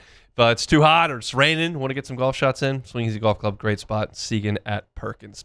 All right, SC Tournament Bracket is official. I don't know if a lot of y'all have spent a lot of time grinding this, but LSU is going to have to win 5 games in 6 days to make the NCAA tournament. They will have to beat Oklahoma on Tuesday night at 8 o'clock. Then they will have to beat Auburn on Wednesday night at 8 o'clock. And then they would play again on, I believe, Friday against Texas A&M. So that's what's set in stone. Then you would get some sort of Texas, Arkansas, Tennessee team in the semifinal on Saturday. But if LSU does win on Tuesday and Wednesday, they will get Thursday off, and they'll have an opportunity to play Friday, Saturday, Sunday to make their way. Look, I'm not projecting that LSU is going to do that, right? You would have to be crazy to suggest that. But I do want to look at the roadmap here. Oklahoma is LSU's first matchup, and that's a pretty good one because LSU can't pitch at all. But Oklahoma doesn't hit a ton. So this is not like Georgia's as bad a matchup for LSU as anybody because they're just going to bash baseballs and LSU has no one who can get them out. But you would figure that William Schmidt will probably pitch against Oklahoma. That would give LSU a chance to win the game on Tuesday night. Then you play Auburn on Wednesday. Auburn does not need to win a game in Hoover. Auburn is going to be a top 8 national seed. They've got that essentially sewn up. So, or at least I think they do. The question is, are they going to throw their ace, which is obviously is something that Butch Thompson's going to have to weigh. Jake Marciano's had a fantastic season. He has been great. He's going to be a probably first-team all-league pitcher. His ERA is 2.74 this year. He's got 96 strikeouts against 16 walks. He's been awesome. He pitched on Thursday against Georgia. He threw 102 pitches on Thursday. Will they bring him back on one-day short rest on Wednesday? I don't know. That's tough for me to call. But if they don't, you've got a shot. Now, Auburn's got the best ERA in the SEC, so they've got other guys. But Marciano's their best dude. He would be on one-day short rest. Maybe it's a deal like Paul Skeens, where Jay Johnson sent Skeens out there for like 3 innings against Arkansas in the SEC tournament. He actually got beat in that game. But do you just limit the pitch count? I'm not sure. But if you could beat Auburn, then you got Texas A&M, and A&M's got real pitching problems because their only true weekend starter in Sims is missed last weekend. And who knows what his status is or if he would pitch in that first game that LSU would play A&M on Friday. So we'll see. It's no path for this LSU team unless it involved a lot of Missouri and a lot of South Carolina would be a positive one. But for LSU, you figure it's William Schmidt and all hands on deck on Tuesday. Then I think it's probably Case and Evans on Wednesday with all hands on deck. And if you can win those two, then you get a day off and you can reset and see how you want to do things. Jay Johnson said they're kind of playing this thing like a regional to win every game. And so it probably starts with Schmidt, and you got to get some length. Like, I feel silly, honestly, talking about LSU advancing deep into this tournament. But I'll say this, while that is a very silly thing to do because they got swept 5 of the last 6 weekends, and they're 0-12, 0-15, 0-15 against teams with winning records in the league. 0-15, that's something. They do hit. Like, they can hit. And you're facing teams that, one, are playing a lot of games back-to-back. Well, actually not in the first 3, but if you got to the weekend. You're playing teams that, in some cases, don't have a lot of motivation. You're playing teams that may hold their ace. You're playing in a pitcher-friendly ballpark that may help you a little bit. So it's I could see them winning on Tuesday. It's hard to see them beating Auburn. But if Auburn punts and, pitches down, maybe. And then, against Texas A&M against LSU's pitching staff, especially in its 3rd game in Hoover, A&M's going to score 15 runs. So, that's probably the max of where this team could go if they do win 2 games. But that would be fun if they made that happen. I told y'all back in hour number 1, this is one of my favorite weeks of the year because oftentimes LSU has played itself into proper position. You don't have to do much in Hoover. You've got baseball that's played all day. You've got resumes that are being shuffled. You've got regional projections. You're just kind of getting ready for what's such an awesome month of NCAA baseball tournament action. And then this situation, you just don't have that. And I'm fighting internally with myself as to what my show content should look like for the next 3 weeks. And I'll probably do some Twitter polling and see how people feel about talking about baseball moving forward, because the portal opens in a couple of weeks and we'll absolutely hit on that very hard. But I'm going to watch the regionals next week. I'm going to be paying attention to how teams do. I'll honestly be hate watching more than I'll be locked in for the content. I need Arkansas to lose. I need A&M to lose. I want those teams that have never gotten to the top of the mountaintop to fall short. That's a very, very pathetic way of viewing, but I can't help the way that I'm programmed. But I'll be interested, and I would consider talking about that. But I do think there's a huge segment of our audience that's LSU fans that just want to slam the door and let's get to football. But the problem with that is that if you open the football holster in mid-May, May 20th, like, what do you have on July 3rd? Like, nothing will have happened, and you've already talked about all this stuff. I just worry about unloading too quickly on the football stuff. I've said so many times to people, like, I bless that baseball team when they win a national title and get us all the way through June. Because then you show up, it's July 1st. You got the MLB draft. You've got a week off probably. Then you've got SEC Media Days in the middle of July. And by the time we get back from Media Days, the Saints are practicing. They start in late July. So when the baseball team can get all the way through June, we only have to fill like 2 weeks. Now it's 6 weeks. That is bad. And I just struggle with how to navigate that. Not that it's going to be difficult, that I just don't know what people are really wanting. I think I'm going to do some Twitter polling on that. Like, do you want to start grinding football on May 26th?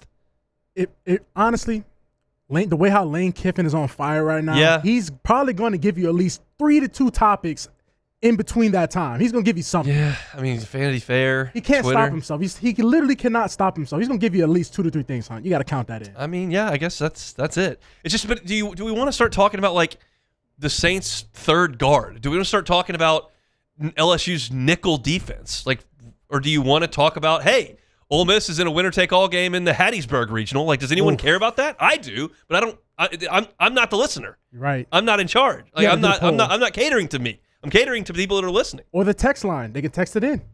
Yeah. They can text it into the text line. Nobody said they can do that. But, I mean, the way how Lane Kiffin, he'll give you something. Maybe Alvin Kamara might get cut. That might happen. Like, he might get cut. Like, it's going to be Give me a Cam Jordan signature. Look, the way how the Saints work, somebody's going to get arrested probably. A DUI is going to come along the way. That always happens. Somebody, We'll see. It's just a weird spot. This is always one of my favorite weeks, and it's been absolutely napalmed. Like, there's a decent chance at midnight tomorrow we don't have a game until Labor Day weekend. And it sucks because you said midnight, so you got to wait all the way. Well, when I saw this weekend that they were the 8 o'clock time slot, I was like, that is just terrible. Brutal. Because that game hasn't started on time at 8 o'clock in 25 years. Ooh. It will always start at 9:12 p.m. Oh, my God. And then it goes late? till midnight. LSU's played till 1 in the morning in this thing. They played Florida one time. That's the only time, I think, in my entire life. Yeah. I fell asleep. They were playing, and I fell asleep. I didn't have to write a game story on it, but I was watching. I woke up on the couch. Yeah. I was like, well, I fell asleep. They played till 2 in the morning. Yeah, that's ridiculous. Hoover gets weird. You get rain delays. You get a 13-inning game. It backs the whole schedule up, and you're just toast. So the 8 o'clock window is not what you're looking for. I personally, with this time slot, I like them to play the 9:30 a.m. game. Then I'm like a post-game show. But it doesn't matter because they're playing at 8 o'clock tomorrow. So we'll see. It'll be LSU and Oklahoma. We'll get a pitching breakdown probably tomorrow and get a little bit more into it. But it's not what you're looking for in the middle of May here, this LSU baseball team. A lot of work to be done. Our Monday shows are brought to you by Guarantee Health Solutions. They're online at guaranteehealth.com, guaranteehealth.com. 30 minutes to go. Come back with us. Hunt Palmer Show. The Hunt Palmer Show. Lifetime Roofing, lifetimeroofingla.com. Lifetimeroofingla.com is that website. If you had some issues with the rain last week and you feel like there may be damage to your roof, but you hadn't had that indication previously, get someone to come inspect it. Lifetime Roofing, happy to come do that. They're not going to just immediately look at it and go, oh, yeah, new roof. That's obviously the most expensive product, and there are roofing companies that will come in and do whatever they can to get a new roof on your house. Not the case with Lifetime Roofing. You can trust them. You can trust them to go up there, and if it just needs a repair, they can handle that repair. Maybe your roof is okay. You just need a tune-up. You need to fortify that roof. They'll do that for you. Great thing to do prior to storm season. Or maybe you do need that new roof, and that's what they can help you with as well. You need to finance that deductible or finance a new roof at retail, they can do that 0% up to 18 months. And as of January 1st, so now half a year in, they are thrilled to offer a lifetime workmanship warranty on the workmanship as well as on the materials. It's Lifetime Roofing. Find them online at lifetimeroofingla.com. ED, low T, or simply seeking to optimize your health and performance? Goodwood Men's Sexual Wellness offers a range of discreet services to address your specific needs. We empower men to reclaim their health and confidence. Visit yourgoodwood.com. Hey, it's Matt Moscona. Look, back pain can sideline you from the things you love. That's why I trust Dr. Kevin McCarthy and the team at the Spine Center of Louisiana. Dr. McCarthy doesn't just treat symptoms. He gets to the root of the problem. From advanced injection therapy to minimally invasive surgery, they've got the expertise to get you back in the game. With 5 locations across Louisiana, including right here in Baton Rouge, quality care is close to home. Call the Spine Center of Louisiana or visit spinecenterla.com. If your office is experiencing performance issues like slow networks, jammed printers, or disappearing files, Advanced Office Systems may be right for you. With powerful IT solutions, print management, document imaging, and security systems, they help offices regain confidence naturally. Side effects may include uncontrollable efficiency, smoother workflows, and a sudden burst of office joy. Say goodbye to those emotional breakdowns in the supply closet and get back on track with Advanced Office Systems.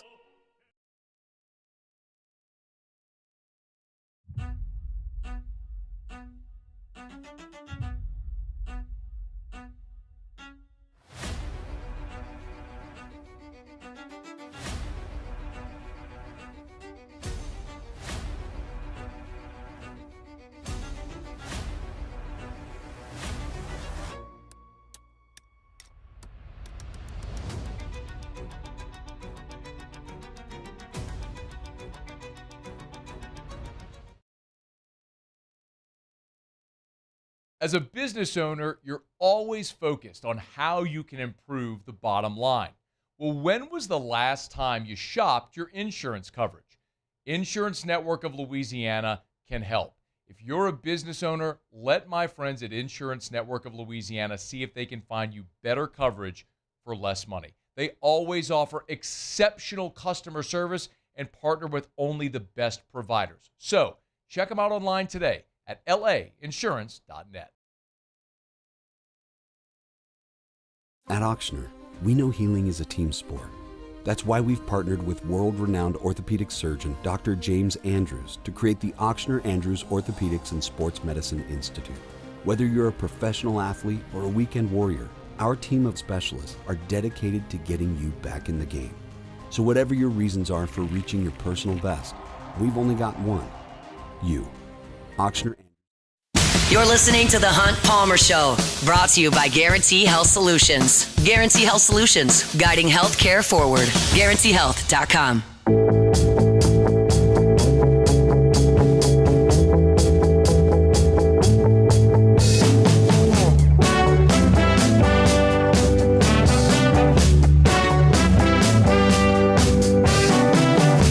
Monday show is brought to you by Guarantee Health Solutions, GuaranteeHealth.com, GuaranteeHealth.com. There is a copy of the lawsuit that Brendan Sorsby's team is bringing against the NCAA in conjunction with his gambling issues. And it's circulating on the internet, and I just have to read this because this is phenomenal stuff. I'm cackling in the break. Okay.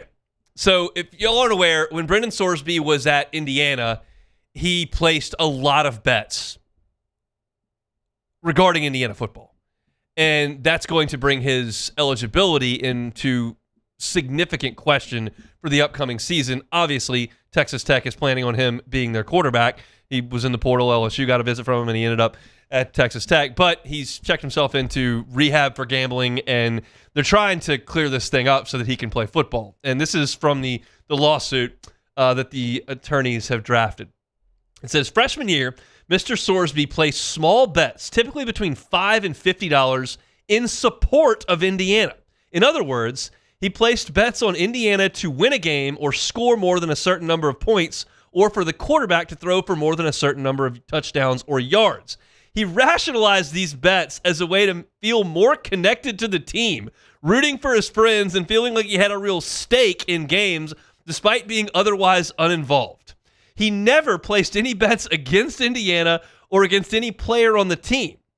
He never used any public information that he knew about the team in deciding what bets to place, and he never placed bets on any game that he participated in or had any reasonable chance to participate in. Because the Indiana football team was not a very strong competitor in 2022, Mr. Sorsby lost most of the bets he placed. After Mr. Sorsby was named backup quarterback in late October of 2022, he did not place any bets in connection with Indiana football. He was now an active member of the team who could reasonably expect to join his teammates on the gridiron at any moment. In fact, from that point forward, he never bet on any of his teams or any games he participated in. So they're going with the Pete Rose defense, which is, yeah, I bet, but it was for my team, so I was trying to win. Didn't work out for Pete. And I don't know that it's going to work out for Brendan Sorsby. I'm cackling at two of these things. One, Indiana football was not a strong competitor, so he lost most of his bets. I don't know why that's even in the lawsuit. I don't know what reasonably that does. And then two, there's an aspect of this that is not with the NCAA, that's with the gambling entities that you've got. I mean, he's placing bets with knowledge of the game plan. He's saying that not any non-public information, he didn't use that to place his bets.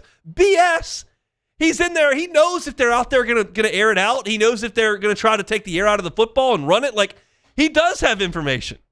Now, that doesn't matter to the NCAA. They don't care if he's winning or losing bets. They care that he's placing bets. And so that obviously happened, and I don't think that's going to work. But it's just not, it's not true. Like, you obviously have information that matters in terms of placing that bet. And the fact that you were betting on a team that you played on is no bueno. And I don't think he's going to be able to play. I can't imagine that they're going to open that Pandora's box and allow someone who was betting on his team to be out there. Nah, he's cooked. He's just using the typical I'm cooked response. Like, I just throw anything at the wall, hope it sticks. So I find it commendable, to say all this word salad, but we all know, Brendan, like, just wrap it up, man. Because Indiana was not a strong competitor in 2022, he lost all his bets. Like, come on, man. and then behind you, the point you said was to sit there and act like you didn't have inside knowledge and placing these bets. You were a fool. Placing over-unders? Come on, man. That's just ridiculous. But again, that has nothing to do with his eligibility. That's with the gambling entities. Yeah. But that's wild stuff. So that's Brendan Sorsby's case. He's throwing the Pete Rose defense at him, saying, "Hey, I only bet on my team, not shaving points." Okay, we'll see how that works. I also want to talk about the Pelicans hiring a coach. That happened today. Unfortunately, it did. Pelicans were kicking the tires around a number of different names, and ultimately, you land on yet again an NBA staple, the retread, which is, of course, Jamal Mosley from Orlando. He was just fired 15 minutes ago. Yep. Got him to the playoffs, but didn't do anything once he got him there. And the general consensus is that they kind of underachieved based on the talent on that roster. I don't know how this is going to work out. You never do. Coaching hires are crapshoots. And in the NBA, they hire coaches like it's a bodily function. They fire them. It's a bodily function. Everybody gets fired. It's not Eric Spoelstra, Steve Kerr.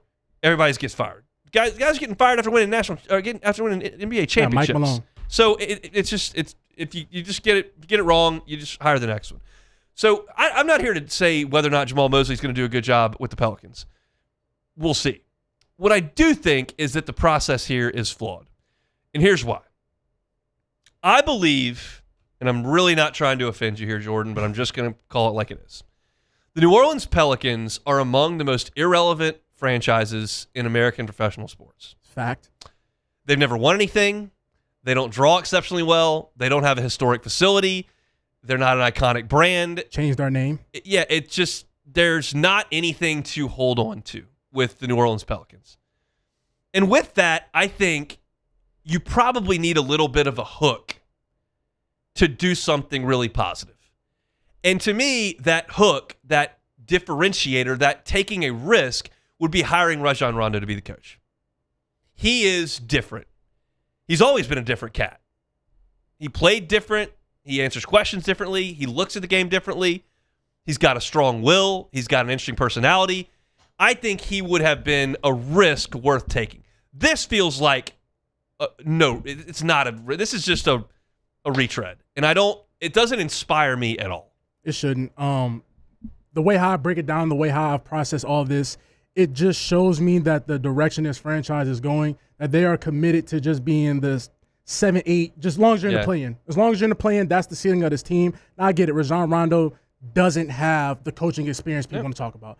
But also, J.J. Redick was a podcast host and just walked immediately, and now the Lakers are back-to-back 50-win seasons. Yes, he's with the Lakers, LeBron, Luka, whatever. Cool.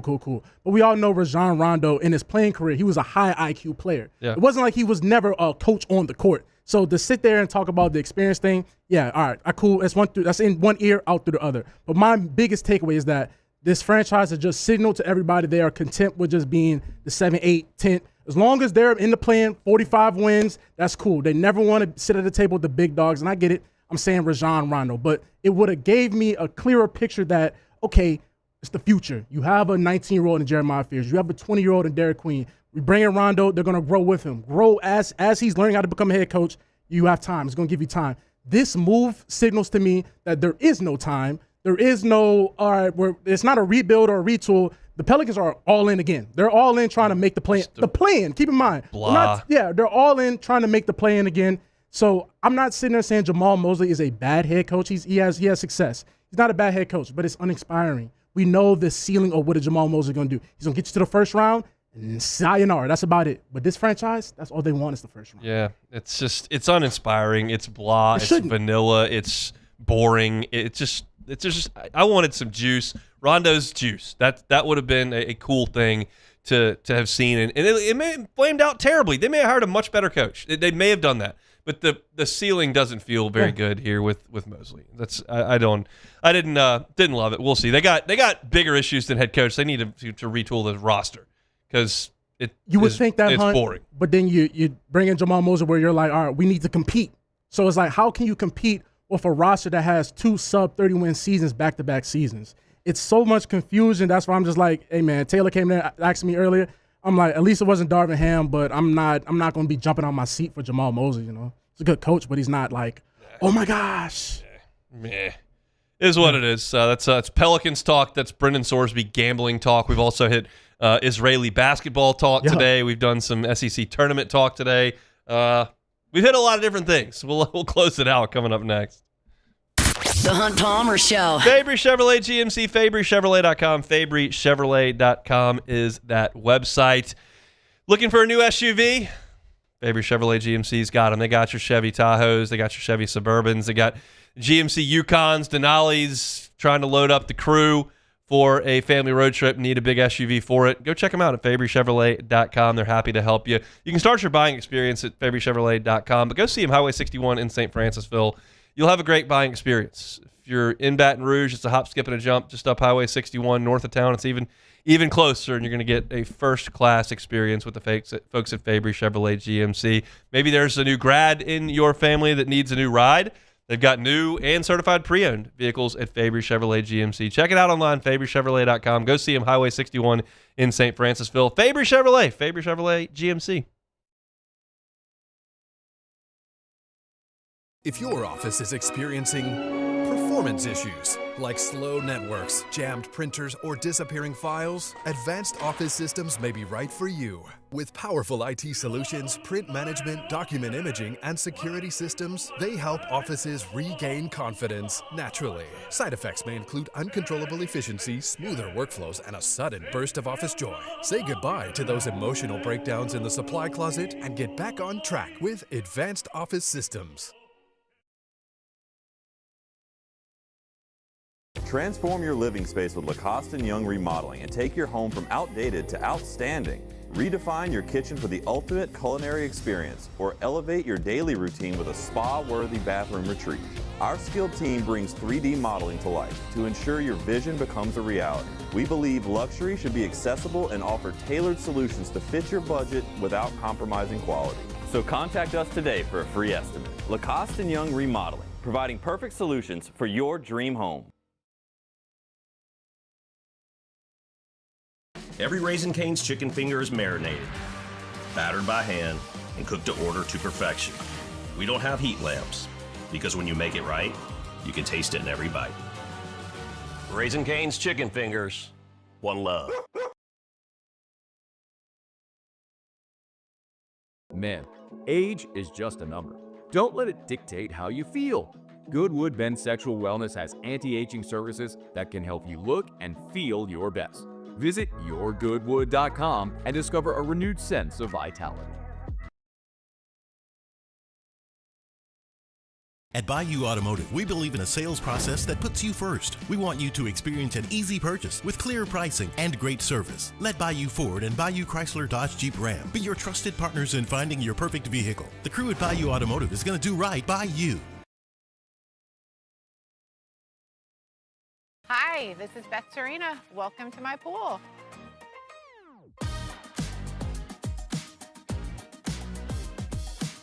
The first time I saw this beautiful pool, it exceeded every expectation that I had. They were able to get everything we wanted in this pool. It is a beautiful pool. We live out here, we eat out here, we watch TV out here. This is like our living room outside. We love this pool and everything about it. When we decided to build our pool, we called a great friend who is one of the best pool builders in the country in North Louisiana, and we said, who would you choose to build a pool in Baton Rouge? And without a hesitation, he told us Russell Pools. He said their history, tradition of great builds, great pools was unmatched. So of course, who did we call? Russell Pools. The advice I would give to anyone looking to build a pool is first call Russell Pools. They'll do an incredible job. It'll be incredibly organized. It'll be time efficient. And you will have. You're listening to The Hunt Palmer Show, brought to you by Guarantee Health Solutions. Guarantee Health Solutions, guiding healthcare forward. GuaranteeHealth.com.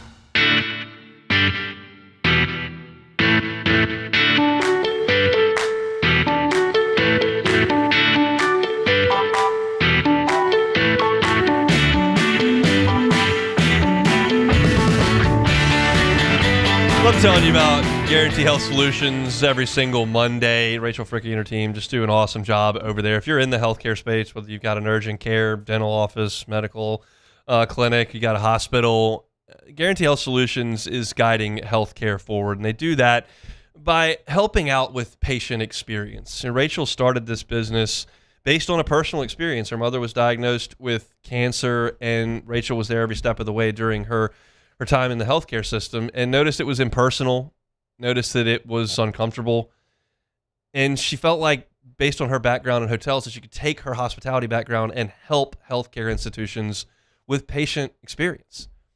And so that's what she does at Guarantee Health Solutions. Do you, as a medical office, consider patient experience? Well, that starts on the website. Are you digital? Do you have a user-friendly website? When someone comes in for their visit, does the front office know how to treat them? Is it a positive experience as you go through? These are the things that Guarantee Health Solutions can look at. They also can handle your marketing. They can handle your SEO when it comes to digital advertising. They can help you with traditional advertising like radio and television. They look at the entire system and give you the solution to help get patients in the door, to make it a positive experience so that they will come back. That's the difference with Guarantee Health Solutions. Check them out online at GuaranteeHealth.com. It's GuaranteeHealth.com. I wanted to give a shout out to Beth Serena and the LSU softball team. The ladies got it done, sweeping through the Baton Rouge Regional, took care of Virginia Tech in pretty comfortable fashion in back-to-back days, a shutout with a run rule back in the Marble game of the Regional, and then closed it out with another dominant performance on Sunday. So excellent work by Beth Serena and her team. They will now travel to Tuscaloosa to play the number one seed, the Alabama Crimson Tide, and I guess former LSU coach, Pat Murphy, who was here for about 10 minutes and then decided to go back to Tuscaloosa. But yeah, that's great work by them. And also wanted to mention the Catholic High Bears baseball team. I don't know if everybody saw this. It was certainly a chatter on the golf course yesterday for me. The circumstances around Catholic High's state championship victory, the third in a row, was absolutely wild. They got the bases loaded and 2 out in the bottom of the last inning. They're playing Brother Martin, so sacks packed, winning run on third. And they get a walk. Winning run's coming in. But the hitter that walked got dogpiled and didn't go to first base. And Brother Martin threw the ball to first base, and the runner was called out. End of inning. You don't score. Now, I don't know what the exact rule was, whether there were too many players from Catholic's team touching the runner, because obviously you can't like assist a runner, whether it was that they ruled him out of the baseline because he got dogpiled. Like, surely what I know is that there's no time that then allows you to throw a guy out that walked. Like, it didn't take him too long to get to first base. But in some circumstance, and I never got clarity on what the rule was, the runner was ruled out after walking, which I'd never seen. So they got to go back and play Brother Martin in a tie ball game, and it goes to the 15th inning, and Catholic gets it done and beats Brother Martin for their third straight state championship. But I'd never seen an out on a walk. Should have been a walk-off walk, and they called him out because his teammates dogpiled him. You got to go to first base, kids. Hey, anyways, I'm happy to hear Brother Martin losing. You know, as a Holy Cross grad, anytime we can hear Brother Martin taking an L, shout out to Catholic Bears. Cataha! There you go. Bears, state champs under Brad Bass, third year in a row. Impressive stuff. All right, take it or leave it.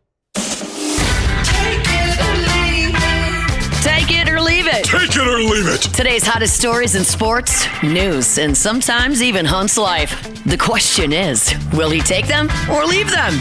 All right, we have some beef. We have some beef in the NBA, so stick with me on this one. So Stephen A. Smith responded today to Celtics Jaylen Brown comments on stream. Jaylen basically came out and said Stephen A. Smith needs to retire, and the clown media, ragged on the media. And this was Stephen A. This was his response today. And I quote, Jaylen Brown, be careful what you wish for. You really want me to start reporting on that level? You understand? Locker room, how the organization might think about you, how the city may feel about you, how Jason Tatum may feel or not feel about you, sneaker deals, endorsement deals, the list goes on. The season is over, bro. You're on Twitch trying to do what I'm doing and needing me to step away. It makes no sense. So does Stephen A. have some dirt on Jaylen Brown? Take it or leave it? I'll leave it. Stephen A. with his feuds and his yelling and screaming. Gotta get on I beef. cannot take Stephen A. Smith seriously for one solitary second. I cannot. Yeah. That television show that I watched for 5 minutes the other day scarred me. And then I saw that he and Skip Bayless got back together and they're talking about LeBron. I mean, just no thanks. Gotta hit the classics. Awful stuff. All right, so the resurgent Philadelphia Phillies improved to 15-4 since interim manager Don Mattingly took over. They snuck over the 500 mark at 24-23 for the first time since April 7th. They were 9-19 when they fired Rob Thompson. So Philly's looking dangerous. Take it or leave it. Take it. They're good. I'll take it. Get Wheeler back. Nola's got to pitch better. But they got bats for days. They're getting older. They're on the back half of this thing. But Harper can still hit. Schwarber can still hit. Turner can still hit. They're good. Cubs got him at the right time. Cubs were able to go in there and win 3 of 4, I think, or 2 of 3. But that was a good time to catch. No, the man swept him. It was a good time to catch him because they're obviously playing a lot better now. And I saw that they were hitting Paul Skeens like that yesterday. They were hitting him around. Jimmy had to say something about that this morning. So Miller Lite is partnering with Pringles on 2 brand new chips that encapsulate the classic warm weather flavors. Okay. Beer can chicken and grilled beer brat flavored Pringles are headed to a grocery store near you. So, beer-flavored Pringles, take it or leave it. I'll take it. Okay, I'll take it. Yeah, it's probably fine. I mean, I'm sure it's not great. Okay. I'm a pretty conservative chip guy. Okay. I can even eat a bag of plain Lay's that don't have any flavor. I love plain Lay's. I like sour cream and onion. I like cheddar and sour cream. You lose me with like barbecue I don't need that. I don't need spicy. Everybody loves the voodoo stuff from Zapp's. I'm out. I want some plain chips. What is going on here? You don't like the voodoos from Zapp's? Nah. Hunt. Those are like the best chips on the planet. Give me a sour cream and onion. They got sour cream onion Zapp's though. Those are pretty good. No, I'm about to say those roll too. Oh, I used to study in college. I would get a bag of sour cream and onion Zapp's and a Coke the size of a water cooler. Okay. And that would be what I would snack and eat and drink on until 4 in the morning. That's prime. That's that's crazy because college, you eat so much junk that if you thought about eating that right now, you'll be sick for the next couple of days. I just college was a poor dietary time for me. Oh yeah. I was thinking the other day, we were driving down one of the streets in I guess that's Burbank. Okay. And there are college kids that live in apartments that literally share a parking lot with Whataburger, Atomic Burger, Chick-fil-A. If I lived 50 feet from McDonald's and Whataburger, I would have needed a cardiologist on site now. I'd just be gone. No, 100%. I can't have it in the parking lot. Yes. My sister stays over there, and I tell her every time, I'm like, bro, you literally have everything at your disposal. Everything's in this one area, and you be asking for food. You have food on every corner. It'd be really good to have a grocery store right around the corner, but to have fast food that close, like I lived really close to a McDonald's in college. It was technically walkable, but like I can't have it in the parking lot. That's going to be a problem. Yeah, no, my money would have been gone. I mean, I had no money in college anyway. The time I stepped off the high school basketball court in February of 2006 to the time I stepped off the graduation stage at LSU in May of 2011, 65 pounds. Ooh, wee. Freshman 15? Yep, that was part of it. And then we just kept going. 65 pounds. It ain't stop. You was eating good, man. Good life. Just drinking some cold drinks, eating some food, probably eating too much at 2 o'clock in the morning, cheese fries. No care in the world. What a time to be alive. So that's college. it for Take It or Leave It? That's it. Take it or leave it. Our Monday show is brought to you by Guarantee Health Solutions. GuaranteeHealth.com is that website. If you miss any of the show, catch it on demand wherever you find your sound. Search Hunt Palmer Show, Hunt on LSU, Hunt on Saints as well. Tomorrow we'll get you ready for LSU and Oklahoma from the SEC tournament. Matt is about to drive you home next on After Further Review. We'll see you tomorrow, same time, same place for a Tuesday edition of the Hunt Palmer Show. The Hunt Palmer Show. One Bath and Closets, onebathandclosets.com is the website. David Duvall and his team, 30 years redesigning and remodeling bathrooms and closets. You know, it doesn't have to be a huge renovation. You don't have to do everything. Maybe it's something simple, and it's something that David Duvall and his team do all the time. Tub to shower conversions. We use the tubs in the Palmer house because we've got a 4.5-year-old and we've got a 15-month-old, and those two need to take a bath. But you may not take a bath. So if you're not using the tub, take it out. That's a lot of room you can free up in your bathroom to put in a gorgeous glass walk-in shower. It completely changes the aesthetic of your bathroom, changes the functionality of your bathroom, adds a little value to that home as well. And David Duvall and his team can do it in short order. I talked to David. He said, look, the tub to shower conversions depends on the scope of the work. Obviously, every situation can be different, but you're looking at 3 to 5 days. Not super invasive, not super expensive. It's a great option at One Bath and Closets. Find it all online. It's at onebathandclosets.com. Hey, it's Matt Moscona. Look, back pain